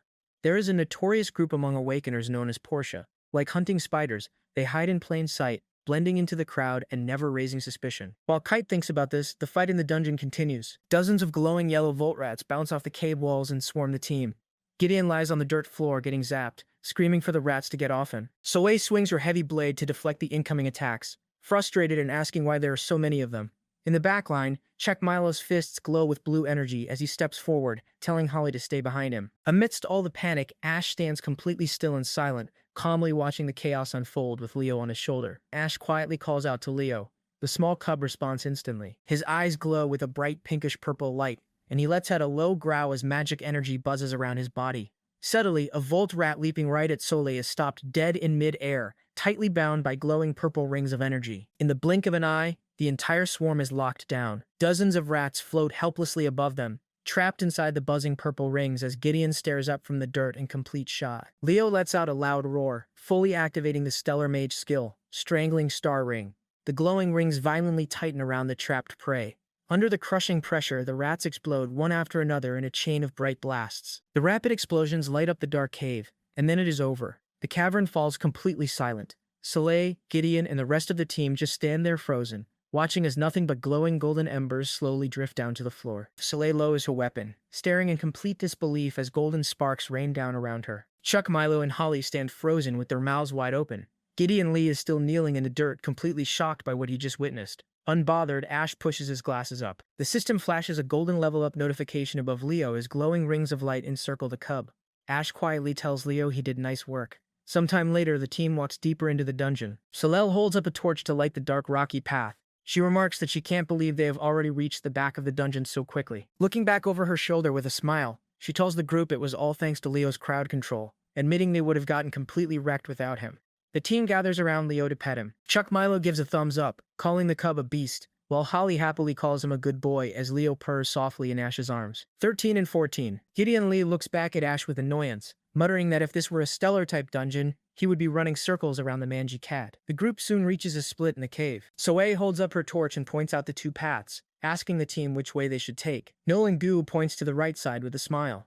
He explains that low-rank overlords like to hole up in tight, cramped spaces to throw people off. He claims he's seen it before and tells them to trust him that the right path is the correct one. Soleil agrees, taking the lead up the right path with her flaming blade drawn. As they climb the rocky slope, she warns the group that an overlord in a D-rank dungeon can easily punch up to C-rank strength. She tells them the second they spot it, they need to dump everything into its face and give it no chance to breathe. In the back, Ash listens quietly, his eyes glowing blue under his hood. As the group moves forward, system tags appear above their heads displaying their ranks. Most of the team members are basic D rank, while Ash and Leo show up as E rank high tier. Ash looks at the cub and notes that Leo showed real fighting instincts and solid team awareness during the ambush. He calculates that clearing this dungeon will push Leo to at least D rank. For him, everything is going exactly to plan. Meanwhile, Nolan quietly observes Ash. Nolan thinks to himself that the only thing that doesn't add up is the tamer. He adjusts his cap, noting how creepy the cave is. He knows Ash tells everyone he is E rank, but he believes there is clearly more to him than that. When Nolan tries to scan him, his system interface only returns a question mark. Nolan knows his Demon Heart skill cannot read anyone who is B rank or higher. Seeing the blank result, he concludes that Ash is hiding his true strength, just like he is. The team finally makes it out of the narrow tunnel. Soleil stops in her tracks, completely amazed. She looks out and comments on the massive open space in front of them. The ground is covered in dark, grassy moss, dotted with softly glowing yellow lights floating in the air like fireflies. Leo jumps down onto the moss and sniffs the ground, curious about the new environment. The area is eerily quiet. Check Milo looks around and asks Holly if she really thinks the Overlord is hiding somewhere in here. Suddenly, a small glowing yellow ball of energy sparks in the air right next to Chuck. Before he can even react, the ball expands violently. A massive blinding blast of yellow electricity explodes point blank in his face. Chuck screams in agony as the high-voltage shock completely engulfs his body. The blast throws him backward, and he crashes hard onto the ground, his body smoking from the severe burns. Holly screams his name in terror, watching him collapse helplessly onto the dirt. Suddenly, more glowing balls of energy light up around them. Noen-gu yells for everyone to watch out as the yellow orbs charge straight toward the team at once. Soleil swings her massive blade, deflecting the incoming attacks with sweeping strikes of fire, while Gideon desperately holds up his glowing green lantern to block the sparks. As the dust settles, Soleil breathes heavily. She looks up toward the top of a small hill, where 5 glowing orbs hover in a circle. She asks if that is the overlord of this dungeon. A large glowing creature steps forward. It is a fox-like beast made entirely of yellow electricity, with a glowing ring floating above its back. The system identifies it as the Thousand Lantern Fox, a C-rank lightning mage overlord. Ash looks at the creature and realizes it's a fox. He notes that the overlord specializes in area of effect attacks and crowd control. With a slight smirk, he thinks to himself that this is actually a decent chance to give Leo some real combat training. Before anyone can move, the Thousand Lantern Fox unleashes its attack. It sends the 5 glowing orbs flying through the air, zigzagging rapidly toward the team. The orbs slam into the ground around them, detonating in a massive series of loud, fiery explosions that engulf the entire area and send members of the team flying backward. Soleil is set tumbling through the air from the force of the explosion. She crashes hard onto her back, groaning in pain. Before she can recover, she looks up and sees another massive, crackling sphere of yellow electricity plummeting straight down toward her. Leo reacts instantly. His eyes glow bright purple as he lets out a fierce growl. In a flash of light, a buzzing purple ring snaps around Soleil. Just as the electric sphere hits the ground and erupts in a deafening explosion, Soleil is teleported high into the air, narrowly escaping the blast radius while her weapon remains below. Another glowing sphere zeroes in on Leo, speeding right toward the small cub. It strikes the ground beside him, creating another massive explosion that kicks up a huge cloud of dust and debris. As the smoke begins to clear, Ash stands completely unharmed in the middle of the scorched earth, looking up at the fox on the hill.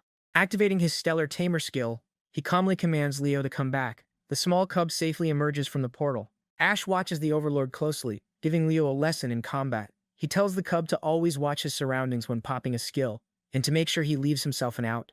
Leo growls softly in response, observing the advice. Suddenly, the Thousand Lantern Fox's eyes flash brightly as it charges up a massive attack. It activates its lightning mage skill, Thousand Falling Thunders. Dozens of glowing yellow orbs spawn rapidly in the air, crackling intensely with electricity as they prepare to launch. Gideon Lee falls to the ground in sheer panic, screaming that they are dead and absolutely done for. Before the fox can unleash the barrage, Nolan Glow springs into action. Using his lightning assassin skill, Flash Step, he moves at incredible speed, swooshing right past the glowing orbs, which shows that part of the rain sets up until the second time of the year. And the Thousand Lantern Fox was seeing him, a paralysis status effect flashing across its body. Nolan stands calmly above it as the floating orbs of energy slowly begin to fade. Ash watches him closely, noting that Nolan timed his attack perfectly. He struck the instant before the Overlord's skill left it wide open. Ash realizes this guy is clearly no rookie. Gideon Lee quickly recovers from his panic and runs up the hill, his green lantern floating beside him. He yells out in amazement, asking Nolan when he even managed to get behind the beast, calling the ambush insane. As he gets closer, he suddenly stops and asks how an E-rank like him managed to one-shot a C-rank overlord like that. He questions if Nolan lied about his rank. The overlord groaned weakly on the ground. Seeing that it's still alive, Gideon raises his arms to command his floating lantern. He yells out that the thing still has some fight left, and declares he will put it out of its misery. Suddenly, 2 glowing yellow blades made of lightning pierce straight through Gideon's stomach from behind. Blood splatters as he gasps in shock and pain. The rest of the team watches in absolute horror. Gideon's green lantern clatters to the ground, surrounded by drops of his own blood. Nolan Grow stands behind him, casually holding him up as the glowing yellow blades retract. Gideon coughs up blood, weakly asking Nolan what he is doing. Nolan just smiles a twisted smile, telling Gideon not to rush him because he likes savoring the kill. Seeing this, Holly screams in absolute terror and turns to run away. She scrambles wildly up the rocky path, crying and yelling for another one of her teammates. Nolan stands on the hill, surrounded by hovering orbs of electricity. He watches her run and points his finger at her back, telling her there is no need to run off so soon. With a swift motion, he smacks one of the glowing orbs. The sphere rockets forward, flying straight toward Holly as she desperately cries out that she wants to go home. The orb strikes the cave wall right next to her, detonating in a massive explosion that instantly wipes her out. Ash and Soleil watch silently as the blast lights up the entire cavern. Holly cries out in terror, just before the massive explosion reduces her to nothing but smoking rolling rocks. Ash watches calmly from a distance, understanding exactly what is happening. He asks Nolan if this is the reason he hid his rank. Nolan just smirks under his cap. Soleil, completely panicked and confused, yells at Nolan, demanding to know what he is doing and who he actually is. Seeing the sheer terror on her face, Nolan laughs. He points at her and says that is exactly the face he was looking for, adding that he lives for this moment. He pulls off his cap, dropping his disguise. His eyes glow with intense yellow light as crackling electricity surges wildly around his body. The system reveals his true identity as Volt Lei, an A-rank lightning assassin. He smiles brightly, declaring that tonight's hunt officially starts now.